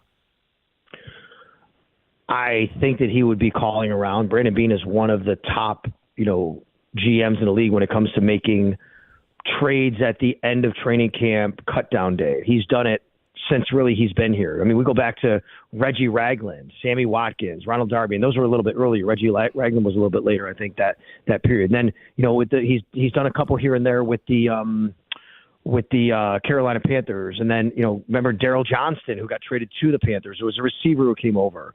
Russell Bodine got traded to remember that? Jeez. New England Patriots. Wow. Wyatt Teller, unfortunately, got traded, by the way. Wyatt Teller. That's when they let get away. So, yeah, I think that's the case. I think, to me, they have too many defensive ends that, aren't going to make the roster, a couple of them, one or two of them, and maybe even get an asset for that. Is that Boogie Basham, A.J. Epinesa, Shaq Lawson? I doubt he has much value. Shaq was a free agent for a while. But the point is, a guy like Boogie Basham or A.J. Epinesa, let's take them, for example. If you feel one of them isn't going to make your roster, the fact is that they don't have 4 years in the league, so if you release them, they could be claimed by any team. So you're not getting them back. So the better thing to do would just be to call around and see if you can get an asset for them, because you're not going to get anything because you would lose them for nothing. Same thing with a guy like, let's say, Khalil Shakir at wide receiver. If they feel there's no spot for Khalil Shakir because Andy Isabella's look so good and they don't want to have all these, slot receivers and return men, well, if you waive Khalil Shakir, you're not getting them back. Someone's claiming them, and you're not going to be able to get them back in your practice squad, which would ultimately be the goal. So you probably have to look to try and trade them. So I think Brandon Beane is probably doing that. And by the way, I'm just using these guys as examples. I have no idea if he'd actually be looking to trade any of these guys specifically, but I'm thinking about guys who are on the back end maybe fighting for spots who, they'd rather not lose for nothing. Yeah, Sal, there's another thing, too, that might factor into this, and that's the decision. What do you do here with Von Miller? And I think a lot of us would say, hey, if Von says he's ready and the doctors say he's ready, then be out there week 1. But barring that, there's not kind of like, oh, hey, listen, this saves a roster spot, correct? Yeah, so the Bills have, at the same time that they have to get down to 53 men on Tuesday at 4 p.m., the other deadline is anybody who's on an active list, an active reserve list. I shouldn't say that's not the right way to say it. Active PUP, active NFI, then you have to decide to either transition them to the reserve PUP or reserve NFI, something like that, or put them on your 53-man roster to be eligible to play. In Von's case, he's on the active PUP list, means he's counting on a roster spot right now as a 90. But they don't have to have him count as a roster spot. Come Tuesday, 4 p.m., they could say, you're going to the reserve PUP list. They then don't count him on the 53. He's just stashed away, but he can't play for at least 4 weeks. The other option is we want him to play week 1 or week 2 or week 3 or maybe week 4. We need to get a couple of weeks of practice in. Let's remember, you got to, like, you can't practice if you're on those lists either. Like there's a time period there where you got to have a ramp up too. So if they decide that, then he's got to make the 53 and he's got to count on the roster. So that is a tough decision. Yeah, the defensive line is going to be tough. Has Isabella shown you enough here, Sal? And my thought on it is, well, you're not going to get Khalil Shakir through to the practice squad. I think Andy Isabella has done some nice things, but there are only so many spots. Like Andy Isabella, in my opinion, that could be somebody that you could, seeing that he was on the practice squad pretty much all last year, you could get him through the practice squad. Probably right. I would say this, though, that he's created some buzz, right? I think other teams around the league, they're probably hearing and seeing that there's been some buzz about Andy Isabella, and the fact that Sean McDermott even came out last week and said, look, it was one spot where he's been, it didn't work out. Maybe it'll work out better here. You never know. Maybe a team goes, you know what, that's probably right. Maybe we can bring him in. So, yes, I agree with you that you have a better shot of retaining Isabella and putting him on the practice squad if you release him. But let's also remember the player has a choice here. If Andy Isabella, for example, gets released because he's not subject to waivers, he's been in the league 4 years, and then the Bills go, hey, we want you on our practice squad, he may say, I don't want to do that. I want a shot on someone's 53. I'm going to wait a week and see if I can sign somewhere, and I'm going to keep my body in shape. So it's not that automatic all the time. most teams are going to want to keep their own guys for their practice squad, right? If it's choice between your guy and my guy and it's pretty close, I'm keeping my guy. I'm keeping the guy that's been here. He knows the playbook. I'm going to bring him back. So from that standpoint, I don't think there's going to be, oh my God, all these guys claimed. Let's also remember, by the way, another rule. I'm sorry to keep throwing these at everybody, but here's another rule. If a team claims a guy off waivers, they have to put him on their 53. They can't claim him and put him on the practice squad. So that is also a deterrent to actually claim somebody. Yeah, that's going to be it's going to be pretty wild coming up next Tuesday. Sal Capaccio is our guest. One last preseason game for the Buffalo Bills. Before I talk about ask you about swing tackle and linebacker and whatnot, Sal, how would you explain Saturday night? Because I've heard the one train of logic like, hey, it's preseason. Who cares? Nobody got hurt. The other train is like, that's not what we recognize out of this team. So how do you balance the two going forward? Because I'd have to imagine if we were asking Sean McDermott that question, he can't be too happy. No, and look, I mean, I think Deion Dawkins said it pretty correctly after the game. He said, I don't want to put the words, it's only preseason out there because it matters and, there's mistakes and they have to correct them. But he said also the good thing is it's only preseason and, the result doesn't count, which is right. But the performance matters, I think, to the coaches, to the players. And that was not their best performance. That wasn't up to their standard. There's no doubt about that. Offense, defense, and special teams, all of them had breakdowns, the starters. Now, I will tell you this, and this is not an excuse again, but I do think that it was part of it, which is this was the Steelers' only home preseason game. It was against a team that beat the heck out of them last year and a team that is a great measuring stick. I think the Steelers came out to play. I think they were energetic. They had, we want to go out and perform our best and show that we can play with the big boys of this conference. We're only getting a limited time for our starters anyway. I think there's a lot of energy there. I didn't see that from the Bills, and that's their fault. Like the Bills should have matched that, and they didn't. There's no doubt about that. But I do think that it mattered a little bit more in that regard to the Steelers, which, is why maybe you also get kind of what happened early on. Now, as the game went on, the Bills made it a little more even. They played better. There were some nice plays made, by some of their backups later, but by then it was too little too late. They lose 27-15. The result doesn't matter, like I said, but the performance does. And I think Sean McDermott, especially things like penalties, right? Pre-snap penalties. That's something those are non-negotiable with Sean McDermott or any coach really, the pre-snap penalties. You're going to get other penalties sometimes. They're technique or, you're trying to just do something and you got out of sorts a little bit. You got there a little early on a pass. The one to Spencer Brown, I don't think that was a block in the back. There's a horrible penalty, but I'm not going to sit here and defend Spencer Brown. I don't think he played very well, but those are just examples. So yeah, it is only preseason. I don't, that's an excuse, but I do think that it is something to say, okay, you can just flush it and move on. Result didn't matter. Sal Capaccio joining us. So there was one downer coming out of that game, is that Tommy Doyle's out for the year. So, when you add that on top of Brandon Shell announcing his retirement and see how the candidates for swing tackle, they're getting thinner and thinner. So what's your opinion? What are you seeing out of these two rookie free agents, Vandermark and Garage? And I'd have to think that would be number one on Brandon Beane's shopping list if there were some veteran tackle that might be available, but look, this is where he's going to earn his money, in my opinion. I can't identify who that might be right now out there, but your thoughts on what is behind right now, Deion Dawkins. I guess you also have Quessenberry also in the mix. Yeah, and just to clarify, Ryan Vandermark actually, he was on the Bills all last year. He is not a rookie. But people don't know because what happened was he was actually an undrafted free agent from the Colts last year, but he got waived at the end of camp, and the Bills claimed him. The Bills picked him up, and he was on the practice squad pretty much the whole year. I think initially he was on the team they had to put him on, and then he was on. But he's been with the team. They've been grooming him. They've been working with him, and that's why, to me, that's the guy. To me, Ryan Vandermark is the guy you should be looking at here and thinking, this is a guy I think they have a lot of faith in, that they've kind of brought along for a year, that he's been, to me, already ascending to maybe that swing tackle spot. Look, losing Brandon Shell was certainly a blow to their depth, no doubt. I got to be honest, I'm not totally locked in that I would have had him on my projected 53 or he would have made it anyway. He might not have. They may have wanted to go younger. He's an older player. It would have been nice to have that insurance. I don't know if Brandon Shell would have been specifically their swing tackle. Tommy Doyle, on the other hand, the guy that last year tore his ACL in week number 3, the only game he played, while he was playing guard because he had to move inside because guys were hurt. and then he works all year and all off season to get back, and then he has a significant injury on Saturday night. He's out for the year again. That's another blow, of course. I think this is a spot where Brandon Beane is going to be looking at the waiver wire. How about if you have one of these extra defensive linemen, maybe you flip one for a tackle? Maybe that's something he looks at, somehow, some trade like that.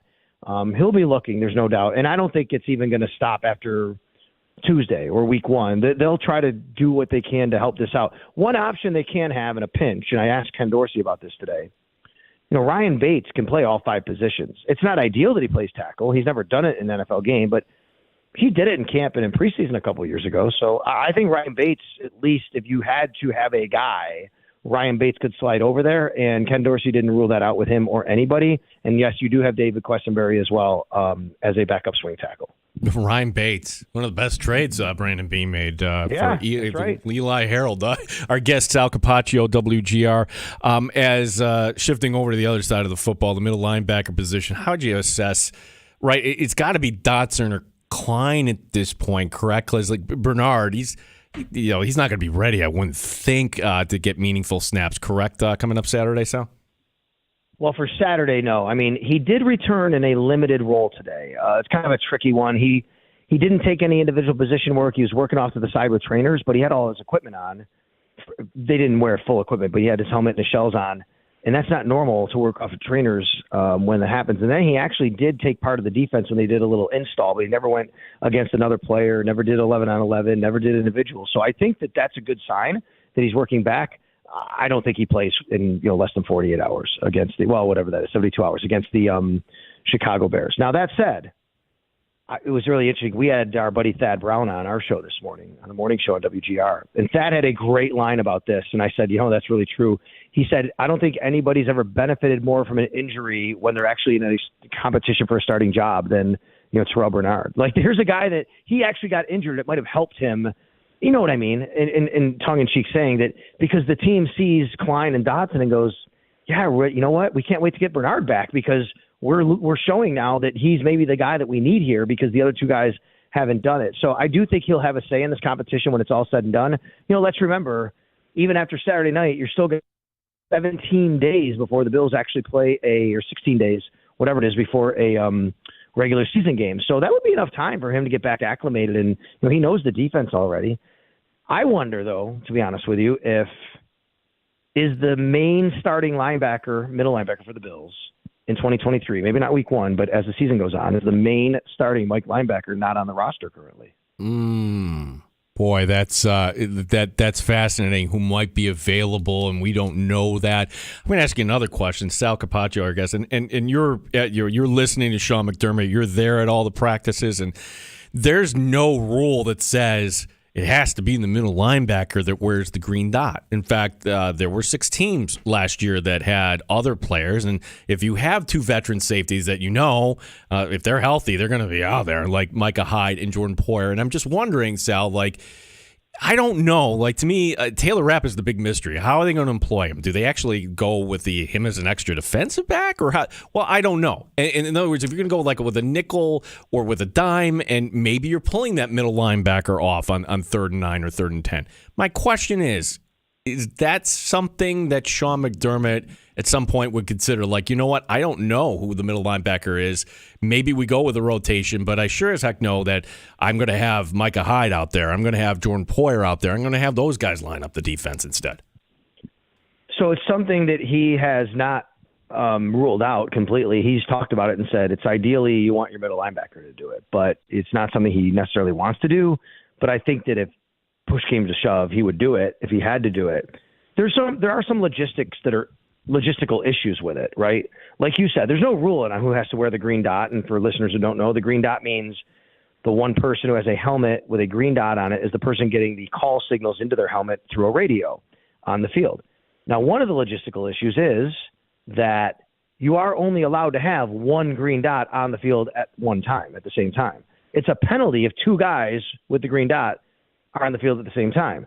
So think about that. If you have your middle linebacker and you sub him out and another guy comes in, it's got to be, you're going to have to do it somebody with a green dot, but they can't be on the field at the same time. So if Taylor Rapp is your dime defender and you want him and he comes in, he can't, obviously, suggesting that. Let's just say Micah Hyde, right? If you want Micah Hyde to do it, that's fine. But now you're completely eliminating, like one of those other guys doing it. Micah Hyde has to go off, basically. I guess maybe it's a weird way of saying it. I'm confusing people. You get the point I'm trying to make. Yeah. That's a logistical issue. You can only have one guy. So if you're going to sub-package out the middle linebacker, you got to be careful with that is what I'm saying, because that's why you want the one guy to do it all the time. And it's ideal to have a 3-down person, a 3-down middle linebacker. The other logistical issue is, and teams have done this, but I mean, the reason the middle linebacker does it, he's so close in proximity to everybody. He's in the middle of the defense. He can talk to the guy to his left. He can talk to a guy in front of him. He can talk to the guy behind him. If you have a safety do it, the safety, he's got to relay everything up 2 levels to a guy, a defensive lineman, excuse me. And, especially in a really loud environment in a home game, when you're on defense, that just makes things a little trickier. It's not impossible. You could do it. It's just a little trickier. Yeah. It's something that is certainly undetermined. Sal Capaccio will be on the sideline coming up on Saturday. Before I ask you about that, like Sal, the important question, because we were talking about this earlier in the show, how do you fix the New York Yankees? Like, honestly, if Cashman's going to be let go, and I think a lot of people were, there's this, it's not Aaron Boone's fault. I'm like, well, no, and it's kind of cruel, but if you want the best GM, wouldn't you want the best GM to pick the manager? I mean, to me, this is not an easy fix, Sal. Like, let's go buy Shohei Ohtani and make everything right in New York. That's what the Yankees try to usually do, though, right? I mean, let's be honest, and I'm saying that as a Yankee fan, and for right or wrong, we know that, right? That's how they try to fix problems, is they throw money at a big player and a big name and, get them there. First of all, go on the morning show this morning at 6 o'clock. First thing Joe wants to talk about is the Yankees. I go on with Show with the Bulldog at 4 o'clock. First thing Show brings up is the Yankees. Now here I am talking about the Yankees. You see, if there's a problem with the Yankees, you got to go and you got to make me annoyed to talk about them. But that's okay, because that's what we have to do. I didn't do the first thing. I'm doing the end of the interview here. You can you hang did, up. You did. It's all good. So, go. Yeah, okay. One of the issues, though, I'll say, Gene, one of the issues is Aaron Judge, great human being. He's been named the captain. I don't know. He doesn't scream captain from a Derek Jeter type leadership. Not that there's very few Jeters, but, even like a Willie Randolph type captain like they used to have. Jeters is a great, walk with a, big bat, but speak softly kind of guy. I don't know if that's what the Yankees need. I think the Yankees need a little more leadership in their clubhouse. I think the Yankees need a little more leadership in their organization. I think that's been an issue for a few years. And again, that's not a shot at Judge. I think he's a leader in his own way, but they don't have a group like they had when they had Jeter and Posada and those guys, and that were true leaders of a group of men. I think that's one of the issues. But on the field, they just have to get more athletic and not worry about – it's not about the home run anymore. I mean, yes, it's great to hit home runs. You want to hit home runs. Their defense is not that good. They have communication issues. And I think in today's Major League Baseball, with the rule changes, you got to be more athletic and get guys that get on base. And I think that's the way the league is trending. And I don't think the Yankees have done a very good job to adjust to that. Now, as far as Cashman, look, you know this as well as I do. I mean, if George Steinbrenner was still in charge, Aaron Boone would probably be fired already. I don't know if Brian Cashman would be, though. Now, the kids, they don't treat this team like George did. They don't knee-jerk. They don't want to make changes. That's why I wonder. But Cashman's been with this organization since 1987 when he was 19 years old. Jeez. Like, he's only 56. He's the longest-running executive, I think, top executive in all of professional sports, I think. If he's not, he's got to be very close, like 25 years. And what I'm trying to say about that is, like, that's just a move the Yankees feels like they never want to make. No, and it's unusual that we're talking about if they lose tonight. Last time in 1913, that's that I read. The last time they had a 10-game losing streak. Sal, because we all live vicariously through your eyes here, you get to take in I looked up where so you have the White Sox at home, the stadium they used to call Comiskey, but it's Oakland. Are you going Friday? I didn't even know that. Is it Friday night? I didn't think about that. Well, I remember last year we were having this conversation, or was it 2 years ago? The Bills were playing the Bears. It was 2 years ago. This is how time flies. And you went over to Wrigley. I'm like, oh, maybe you get to go back to Wrigley. No, but it's like, it's the White Sox. Who cares? No, I have not been to that. What is it? It's not Comiskey. What Comerica? What is it now? Guaranteed Rate Field. Okay, thank you. Sorry, but all these darn names. Right. It's a good idea you just planted in my head. Maybe I'll do something like that. Because I did go to Wrigley because I wanted to experience Wrigley. I've never been to the north side, though, to see the White Sox. So, yeah, maybe. I mean, we usually get into the hotel we're going. We usually get in around 4 o'clock, so I definitely have some time to go there. I'm going to take a look at that now. All right. Well, Sal, we'll be following you, and we'll be listening on Saturday. I always appreciate it. And look, if the Yankees to get on a winning streak in the future, I'll make sure we talk about the Yankees when they're in a good spot, too. That's right. That's it. Sal, appreciate you. Thank you so much today. Anytime, man. Sal Capaccio, WGR, a guest here in the sports bar. And he brought up something interesting.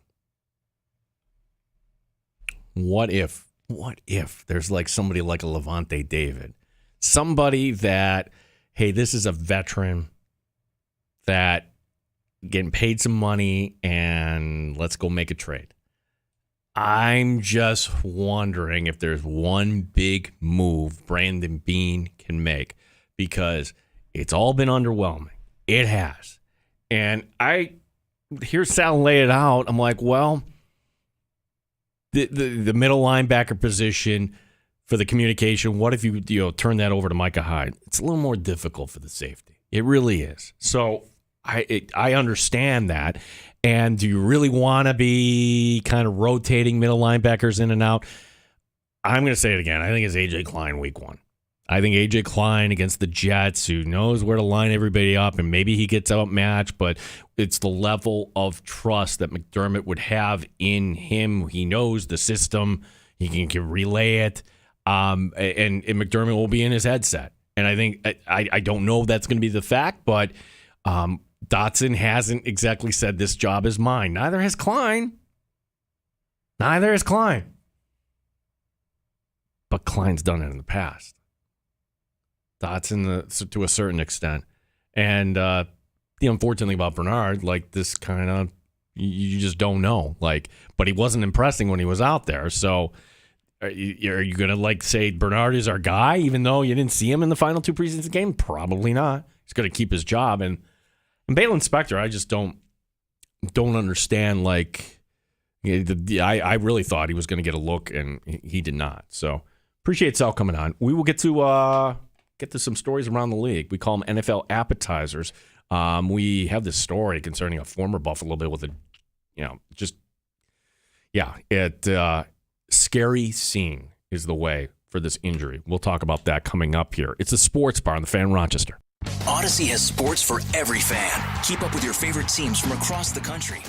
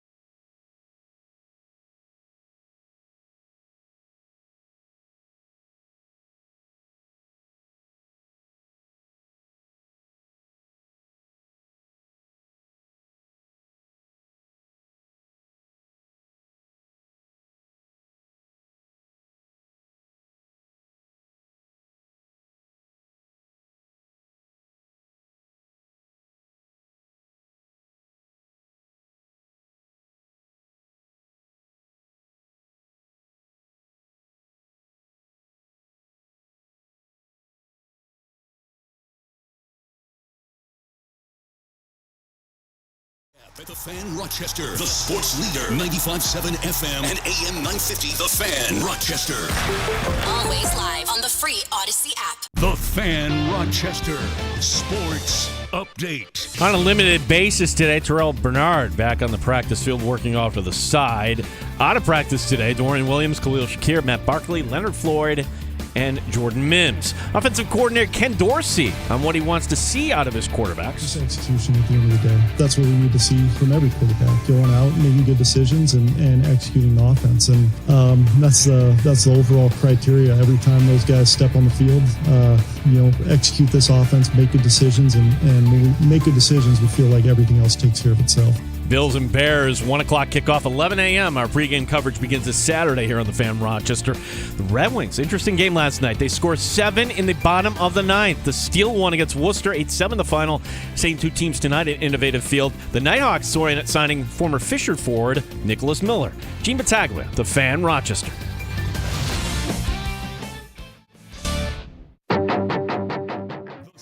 Bar with Danger and Battaglia. Just execution at the end of the day. That's what we need to see from every quarterback. Going out, making good decisions, and executing the offense. Defensive tackle Chris Jones indicated on social media that he's willing to continue his holdout from the Chiefs until Week 8, and that he's willing to forfeit his weekly game check of roughly $1.1 million because, quote, he can afford it. It's just so tough for running backs right now, man. You have a lot of running backs that's out there. We just don't get no love. It's literally the worst position to play in the NFL right now. It literally sucks. Literally. Mike Danger. I hope you're sitting down. The 85 Bears. Chicago Bears fan about to talk about the 85 Bears. I know that's just a shocker. I'm a baller. Gene Battaglia. What media groups go clicky. Yeah. Oh, yeah. They can be kind of clicky. Yeah. We're not clicky here in the sports bar. Dave's rolling his eyes. What are you rolling your eyes at? Nothing. No. I caught that. I'm looking up at the clock. Yeah, right. The clock. Make it 9 straight losses for the Yankees. 9 times. Their longest run of futility since 1982. The Yankees haven't lost 10 games in a row since 1913. We are getting very close to the start of college football. Week 0. Former USC star Reggie Bush files a defamation lawsuit against the NCAA. Sue everybody for punitive damages. Yeah, I'm Team Reggie Bush. Aren't you? I think most people are, don't you think? Give him back his Heisman. So already I'm in 37 leagues so far. Yeah. He is a gamer, man. 95.7 FM and AM 950, The Fan Rochester. Happy hour here in the sports bar. Glad you are making part of your day with us here. Gene Battaglia with you. Mike Danger will be back on Friday. He's down in the beautiful metro of Norfolk, Virginia, doing Odyssey sort of things. We have time for your calls. Join us here in Happy Hour, 866-4FAN, 866-4326. You can also reach us on the website, formerly known as Twitter, at The Fan Rochester is our handle. From Anaheim, game 1 of a doubleheader, Shohei Ohtani. Well, okay, on the mound. It's a 2-run homer. Very nice. That's a way to start the game. And the Angels go up, and then Shohei Ohtani's second inning, after getting 4 outs, pulls himself out of the game with arm fatigue. So he will not be batting for the rest of the game. Angels leading the Reds 3-0. As the highlights of the day for the Buffalo Bills. And we talked to Sal Capaccio, and he had an interesting point. He just kind of brought it up. He's just wondering, and there's no inside info, but just wondering if the starting middle linebacker for the Buffalo Bills is actually not in Western New York right now. That would be something, but it can't be just somebody who didn't make somebody else's team. It has to be a veteran, somebody that Sean McDermott could explain the defense and make sure you get in there right away. Who might that be? I always thought Levante David from the Buccaneers would be a great choice, because if the Buccaneers are being honest with themselves, they kind of look like they're maybe soft tanking. Buck fans should just kind of lower the expectations, and maybe hopefully you get a Caleb Williams next year in the draft. You have the opportunity to trade up for him, or maybe even draft him number 1 overall. Tampa this year should not be a playoff team, and what are you carrying him a 33-year-old middle linebacker for? If I'm Brandon Beane, is it worth it to say, hey, you know what kind of draft pick would you like? Would you like a second-round pick here for 2024, 2025? Great. Because that would be kind of the all-in move, in my opinion, if you could get somebody like that. Sure, maybe he doesn't have much left in the tank. Maybe it's only a year or two left. But why would you leave this to chance? The other problem is swing tackle, but as Sal pointed out, Vandermark was actually on the practice squad last year for the Buffalo Bills, so that level of trust, he probably is your leading candidate for a swing tackle. Maybe the Bills will be shopping on the waiver wire again. Next Tuesday is going to be fascinating. Over 1,100 players by next Tuesday will be on the street, and then by noon on Wednesday, if you want to claim, we'll learn those claims. So it's going to be a wild week next week here in the sports bar. Some of the other stories in NFL appetizers, and this one's out in New York, Dan, where the Giants, it's concerns a former Buffalo Bill, reporter Dan Duggan, the first to report, scary scene as Tommy Sweeney, former Buffalo Bill, received significant medical attention while working on the side field for rehabbing players. Unclear what happened, but Brian Daboll and GM Joe Shane came over and stayed there until Sweeney was put on a cart. He was shirtless, sitting up on the cart. So at least that last part's pretty good. But the idea that he was shirtless, okay, that's a cause for concern, and extensively working. And look, I haven't seen any statement from the Giants or anything, but I do know that Tommy Sweeney, when he was in Buffalo, and missed a whole year because of myocarditis. And that is a condition that we've kind of learned about here. And that is something that's kind of scary. So you hope the best for Tommy Sweeney. And we had Tommy Sweeney when he was a rookie on the sports bar out at Fisher. So funny how like the connections always kind of stay true here. So best of luck for Tommy Sweeney and a quick recovery. Chiefs defensive tackle Chris Jones stepping up the rhetoric today. He indicated on social media he's willing to continue to hold out until week 8. And that he's willing to forfeit his weekly game check. Now, for those not familiar, it's not when you get paid in the NFL, these guys right now, they're not getting paid. You get some stipend, you're getting your meals, you're getting all that. But when you're getting paid, it's divided over 17 weeks. Here's your game check. Here's your game check. You get signing bonuses, you get workout bonuses. But for Chris Jones, he's not making anything during training camp. He posted a picture on Twitter. If it's out of your hands, it deserves freedom from your mind also.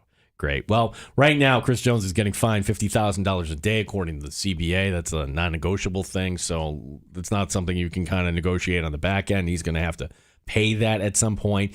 And Patrick Mahomes was asked about it today. And players don't step in, unless you're Ben Roethlisberger. He did that, which was not cool. But players don't want to put other players in a bad position. You take care of your own business. All Mahomes said, he thought this would have been taken care of by now, which I think a lot of us were. But until it gets to 2 weeks from now, that's when I'll be kind of paying attention.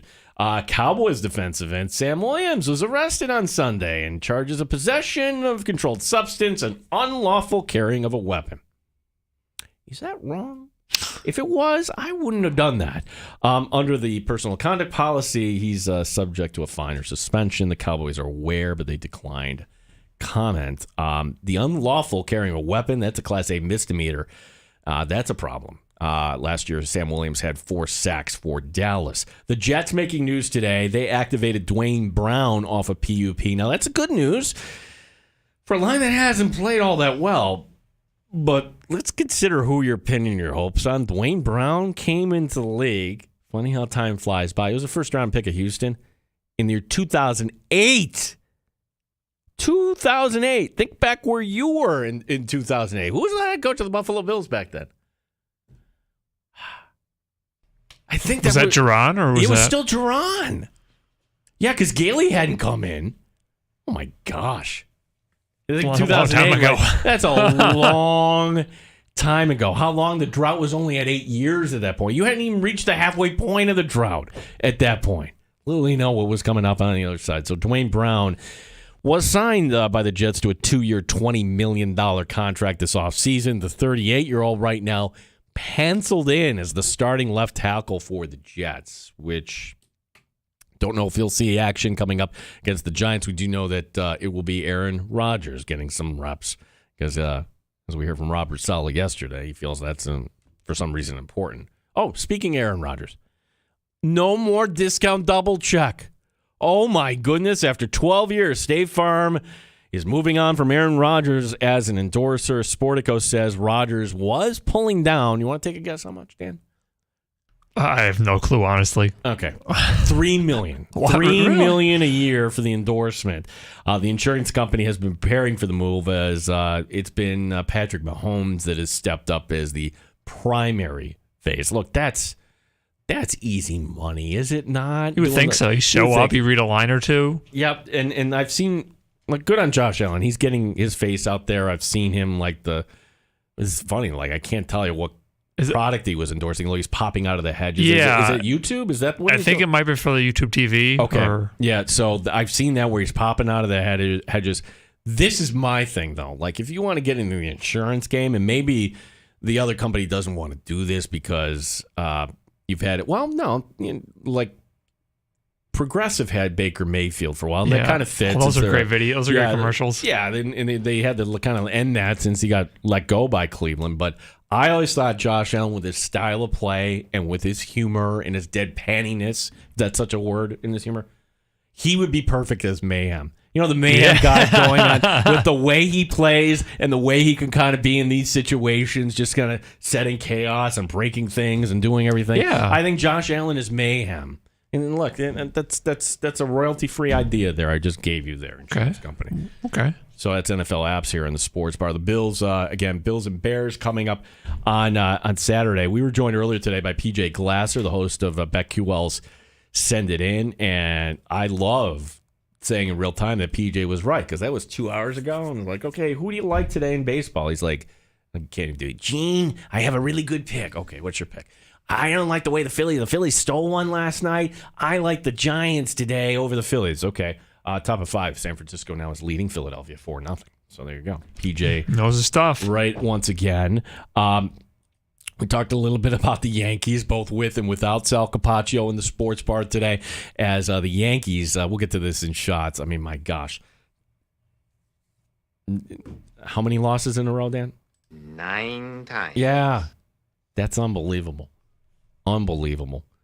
Talking with Sal Capaccio today, too, about this Bills offensive line. And to me, the offensive line is the toughest thing to evaluate. Let's be honest. It might be the toughest thing in sports that we think we know as fans, but we really don't. I mean, there's certain things that you see, holding penalties. Okay, that's something that's not good if you're getting lots of flags, lots of laundry on the field. But is it because the quarterback held it too long? Is it because the protections were wrong? Who's at fault? Like, how do you evaluate good offensive line play other than eye test?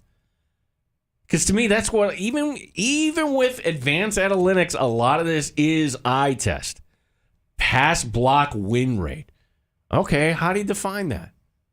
Sometimes it's very obvious. Other times it's a matter of opinion.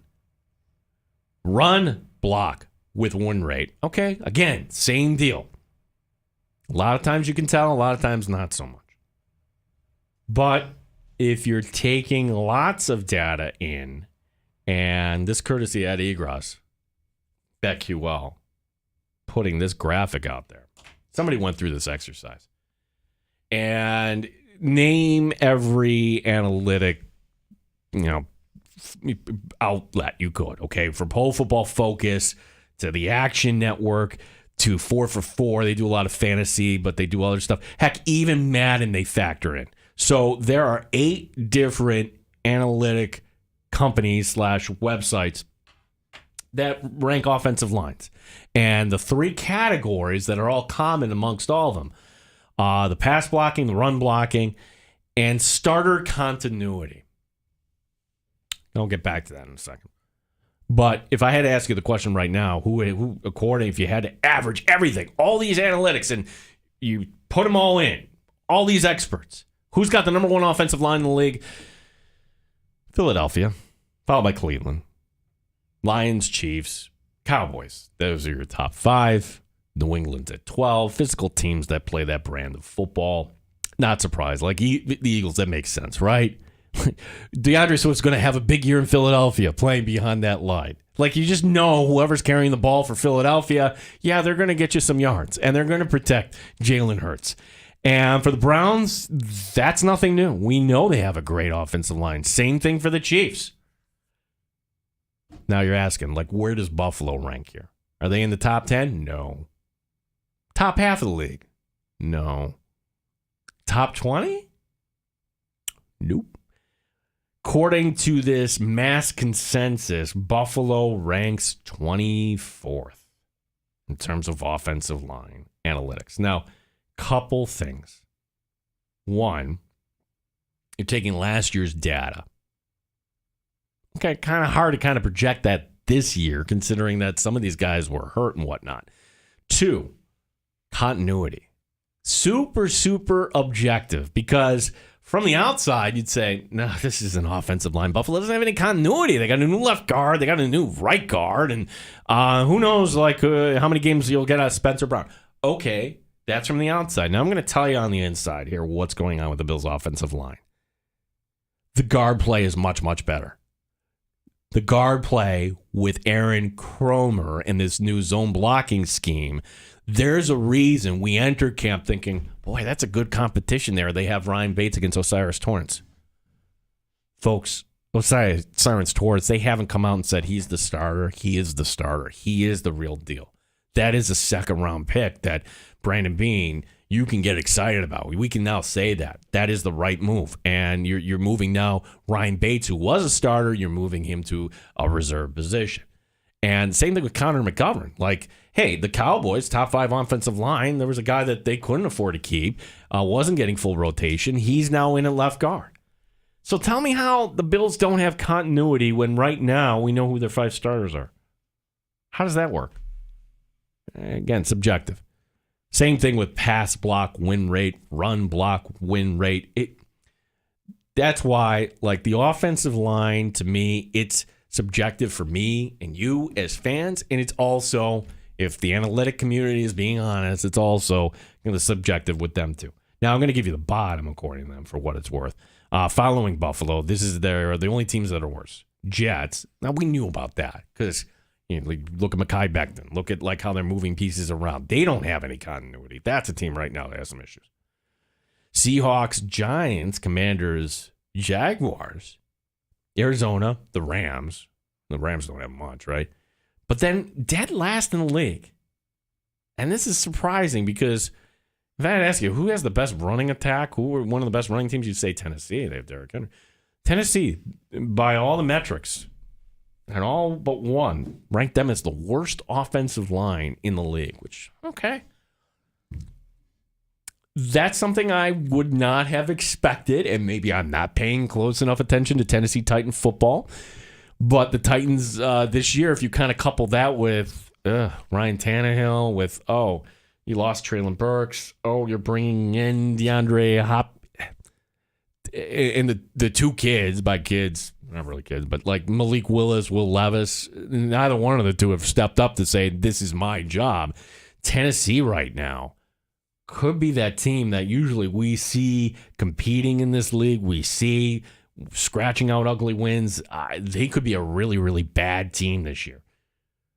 But I thought this is kind of interesting that the Bills kind of are that low in this metric for what it's worth. We were joined by Sal Capaccio. Look, the Spencer Brown penalty on the block of the back, yeah, that might have been ticky-tacky. And Josh Allen also, when you say win rate on pass downs, he holds the ball more than any other quarterback. He wants to make the big play downfield. He's not getting it out of his hands. And maybe that's something you got to alter. You got to alter the pace at some point. Maybe you do have to have that, dink-dunk, get it out really quick, especially in the red zone. Look, if it's 1st and 10 at your own 35, Josh Allen's going to be looking for the home run. Let's get this all in one play. And that puts a lot of pressure on a Deion Dawkins and also a Spencer Brown. But there's other ways you can help with tight end blocking and whatnot. Offensive line, it's not the funnest thing to talk about. It's not anything you'll draft in fantasy, but it's important to any team's success.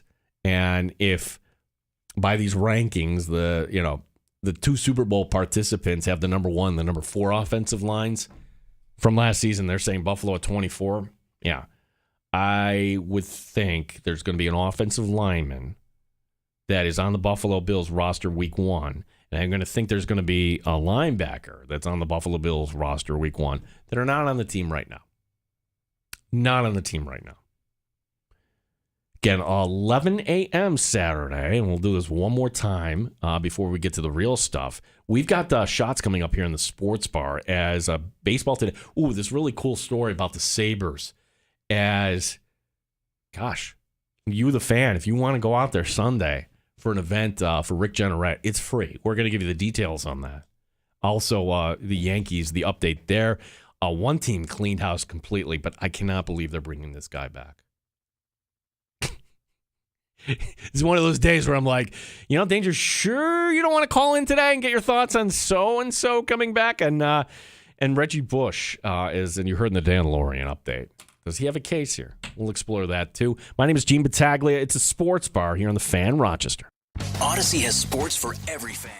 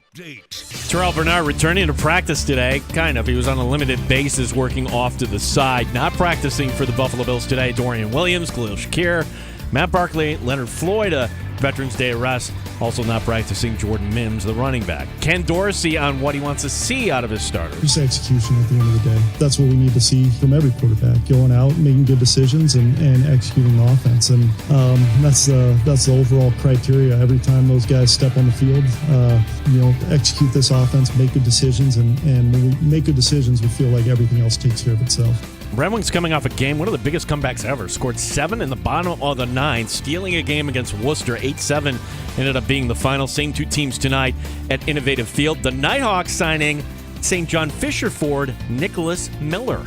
Gene Battaglia, The Fan, Rochester. They've raised the bar on Rochester Sports Talk. You're in the Sports Bar with Danger and Battaglia on the Sports Leader, 95.7 FM and AM 950 The Fan, Rochester. Before we get to shots here, I think we have some breaking news in the Sports Bar. Ow! Ow! Ow! It really hit me. I didn't know it was coming back that far. Could I have given the breaking news and the update? I could have, but I can't really have that fantastic audio from John Sterling. This comes from hockey, and the Maple Leafs have doled out 4 years, $53 million in extension to forward Austin Matthews. Okay. That's kind of like when I thought you said 4 years, 15. I'm like, no, 4 years, $53 million. Oh, okay. That kind of makes sense there for Matthews. And the only question I have, Dan, is I would love to know the NHL executive who said that Jack Eichel could not hold the jock of Austin Matthews. I'm not sure. We got so upset back in the day. That is. So upset back in the day. But, good for Austin Matthews. Fine American playing up there in Toronto. We do have Sabres news today, and look, that was kind of a bummer. Last Friday morning, you woke up reading the news about Rick Jeanneret, and this coming Sunday, the Sabres will hold a special tribute for the life of Rick Jeanneret. The event is going to be at KeyBank Center at 5 o'clock. It's going to be a roundtable discussion with other broadcasters and alums. I can only imagine everybody telling jokes and cracking up about everything.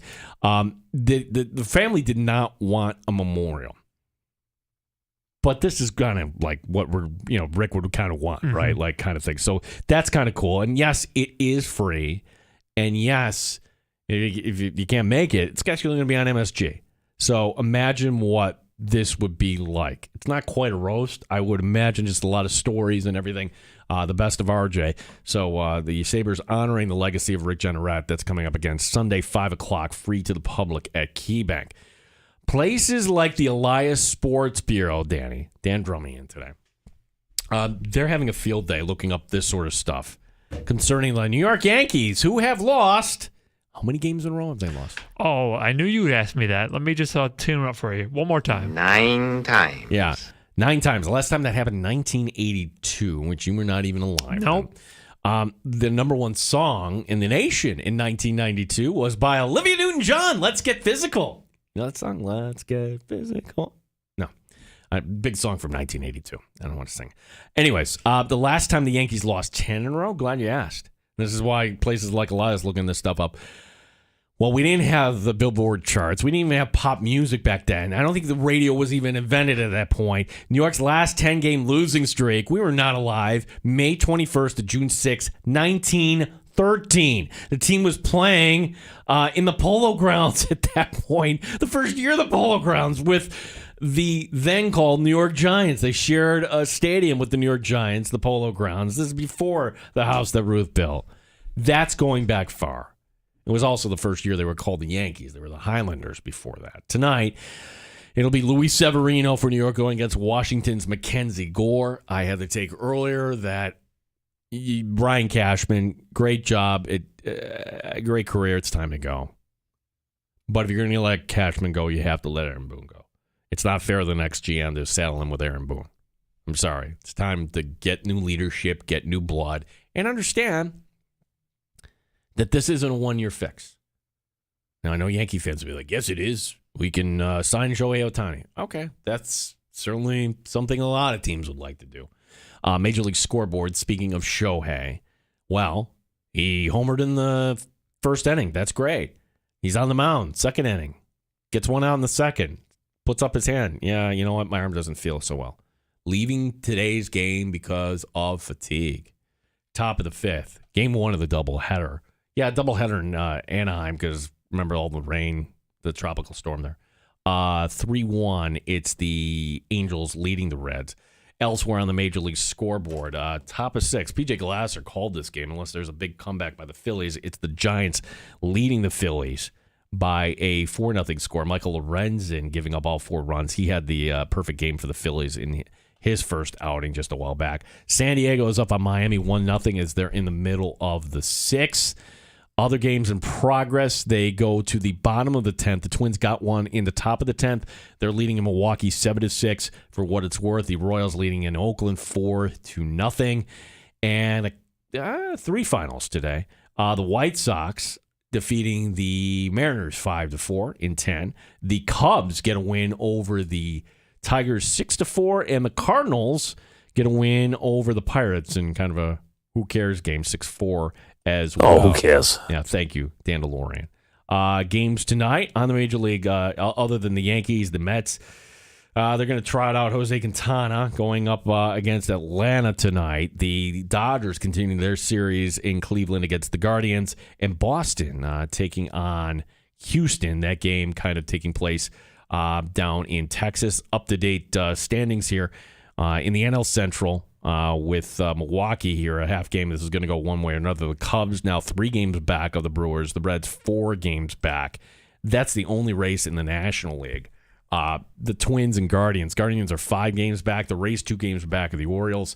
And if we're taking a look at the wild card right now, again, the Yankees, I think we're going to call out of this. They are 10 games out of the wild card now. They're behind the Angels now. My gosh, who would have thought that? There's really there's a close race. Rays have the 1 spot, Astros the 2, the Mariners, and then Toronto a half game behind the Mariners, Boston 4.5 back. In the National League, it's Philadelphia, the Cubs now jumping up to the second wild card. Arizona, who looked dead earlier this month, well, there they are. They've won a few in a row. And the Giants, the Reds, a half game back. Miami, a full game back. The Padres are 6. I'm telling you, don't write the Padres off. For some reason, I keep thinking they're gonna pull it all back out. Now, we mentioned the White Sox earlier, and we got off the air last night. Oh, they fired everybody. Ken Williams, their executive vice president, their GM, Rick Hahn, Chicago entered today 49-77. Now, Williams had been with the team since 92. He was the GM of the team when they won the World Series in 05. And now, first-year manager Pedro Grifol, he's still there, but who knows for how long. You recall the allegations of former White Sox reliever Kenyon Middleton saying there's no rules in that Sox clubhouse. Oh, but wait, there's more. I just love that when you're watching an interview. Well, wait, there's more. The White Sox, and this is the part where I wish Danger was here today. They have brought back a man to help them through. Coming back as a consultant to lead them in the job search is none other than Tony La Russa. Yeah, Tony La Russa, the guy who, he was sleeping. See the pictures of him online? I know. He doesn't look well. No. But because he has that relationship with the owner, Reinsdorf. Finally, and you had this in the open, can Reggie Bush restore his name, his representation, filing a lawsuit saying the NCAA maliciously attacked his character through a highly offensive statement? And basically, the gist of it is this. Okay. With name, image, and likeness, and what the rules are today, well, can I get my Heisman back?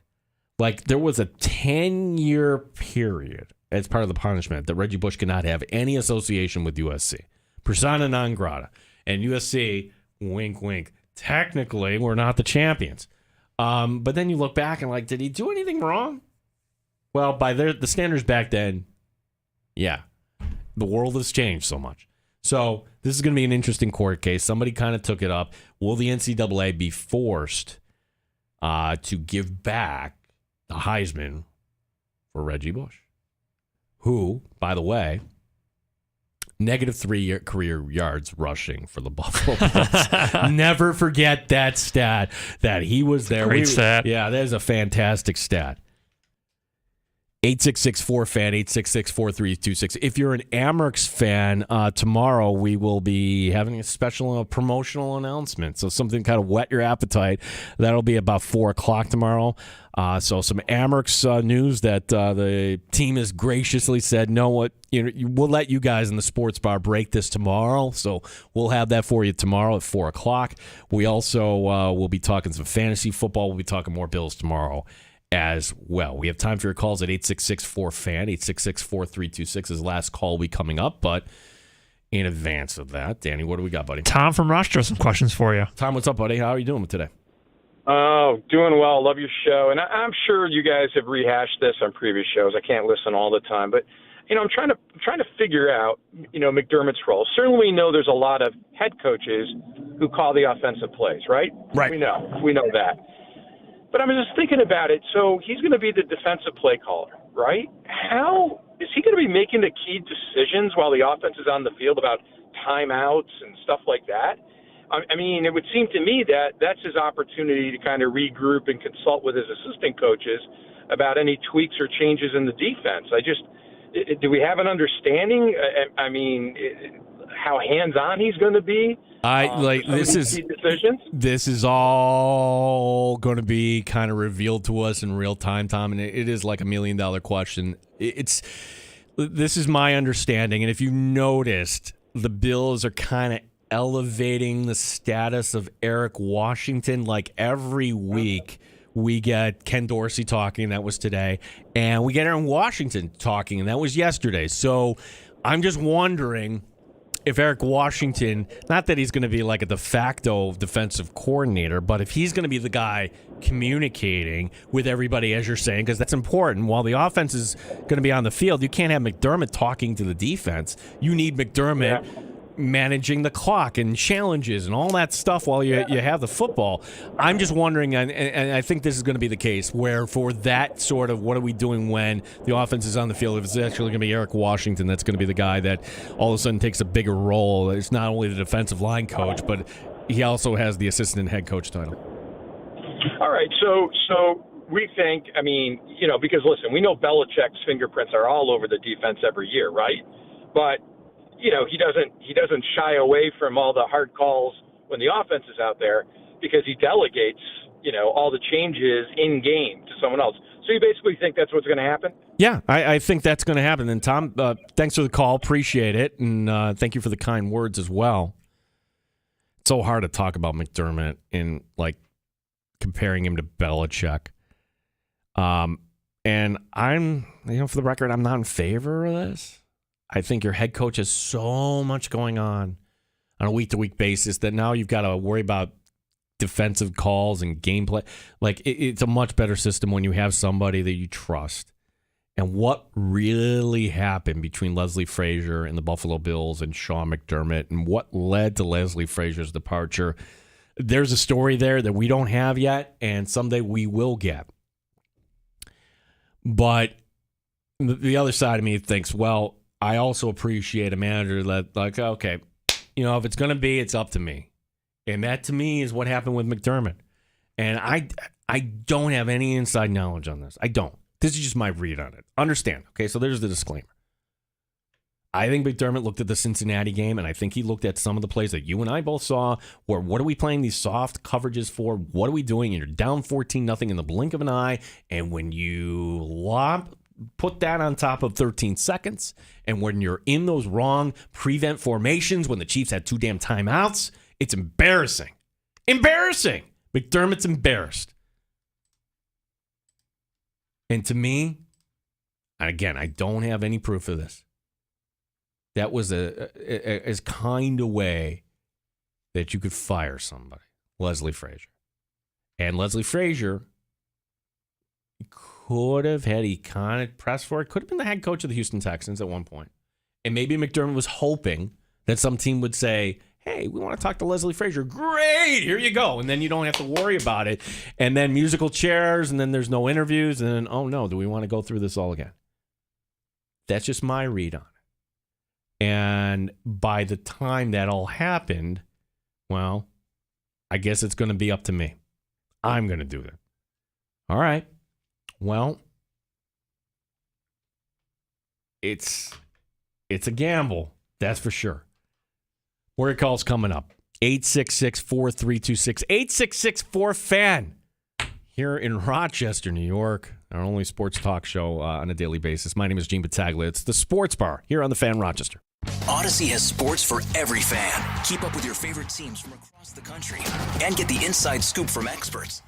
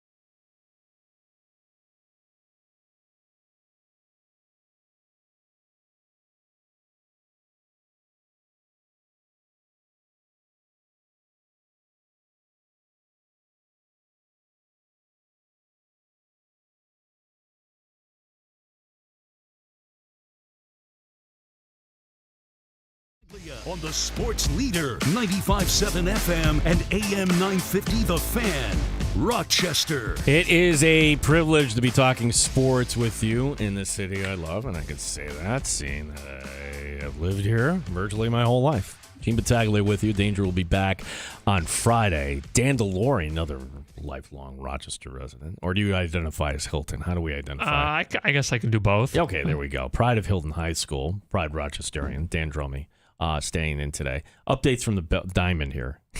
One of our favorites this year. Ellie De La Cruz. Do you see this? 3-run homer. Let's put the Reds up on top of the Angels 4-3. Nice. Bottom of fifth. Again, that wasn't against Shohei. Shohei pulling himself out in the second inning. Some reliever named Anderson. There was arm fatigue is what they're saying. Ohtani did have a 2-run homer for the Angels. And Xander Bogaerts, the former Boston Red Sox, hitting a 2-run bomb as the Padres trying to hang around there on the wild card. They're leading Miami 3-0 as they are in the 7th. I would just be so curious if the Yankees get a win tonight. 10-game losing streak that has not happened in our lifetime for that franchise. 1913. I want to say it was the last time 1913 was like an 11-game win streak or losing streak, if I'm not mistaken. Well, see, you might know you're more in tune. I think I saw it up on the scroll at the bottom today. So you did your homework on that. I can tell you that. I guess none of us around 110 years ago. Nope. We couldn't tell you anything about that team that was just hey, last year were the Highlanders, this year were the Yankees, and my goodness, that's how long. And they played in the Polo Grounds, and the Yankee Stadium did not even exist. Who's this Babe Ruth guy? I mean, you think about all the things back then. The last time the Yankees had a 10-game losing streak. Speaking of New York, that's where the Buffalo Bills are going to be playing coming up. Ken Dorsey, Buffalo Bills offensive coordinator, talking about getting ready for the Jets. Honestly, that's been a periodic thing here and there, but right now we're just focused on this preseason game. Right now we're focused on this week and this day of training camp. I mean, we preach to the offense, so we try to live it as coaches. Focus on this day every day. Focus on this play every play. So we try to be where our feet are and make sure we're going full steam ahead, getting better as a team right now. But full well knowing the task at hand when the season rolls around. Given how they gave you fits last year, it seems they're the one team that seemed to have on defense that had you kind of figured out and like some of the lowest production. How much of an advantage is it knowing that you're going to be facing you have the whole off season to prepare for a team like the Jets? I mean, again, I don't want to get too far down the road on the Jets, to be honest. But I mean, they're a great defense, and I think they pose a lot of problems for every single offense they play in this league. So it'll be a great challenge for us, and one that we're going to prepare for and put our best foot forward when that day comes. I told this to PJ Glasser. He's the betting expert. I am not. But I would like to think that as compared to somebody not in the area, I might know what's going on with this Bills team. So here's my take, right? And I would never say bet the Bills in preseason, especially not knowing who's going to play on as far as starters. But I do know this. The Bills came out against the Steelers like they didn't give a you-know-what. That was the attitude. And it was evident by the number of penalties. It's one thing to, hey, play your 2s or 3s and they get out-muscled. Fine, whatever. But when you're playing your starters and nobody gives a blank, problem. Well, I would think that attitude adjustment might be a little bit different. And we'll find out tomorrow. Sean McDermott is going to talk tomorrow to the Buffalo Bills media, and we'll find out exactly who will see what. But right now, the betting line, Bills -1. I would tend to think that the Bills will put forth a much better effort, which would lead me to believe that in a meaningless preseason game, they'd have a good shot at defeating the Chicago Bears. Also, this manufactured story, it's not even a story, just made up fiction regarding Stephon Diggs. And if you're going to ask Ken Dorsey about, you're not going to say, hey, what'd you think of Stephen A. Smith? But you want Ken Dorsey to say, no, Steph Diggs is a real leader. He's come in and just been great. I mean, he's provided a lot of energy for us every single day. There hasn't been a day that practice has rolled around where it's you don't want to be he's attacked every single day with a great attitude and great energy and I think great leadership. And I think you really saw that, throughout times, yesterday When certain things might not have been going well, he was one of the first guys to speak up, and that leadership is huge for us, and that energy that he brings is infectious. So love where he's at from a mental standpoint, and love what he brings to the table for this offense. Obviously the physical ability as a wide receiver speaks for itself as one of the best in this league. But just what he brings to this offense from a mental toughness approach, from an energy standpoint, is unmatched. Oh, we're out of time, shot Gino. clock We're out of expires. time. We're out of time, Gino. All right, tomorrow, fantasy football talk, more Bills talk, and Dan DeLorean will be back tomorrow. See you, Thanks, Gino. buddy. Have a good night. Have a good night. Odyssey has sports for every fan. Keep up with your favorite teams from across the country and get the inside scoop.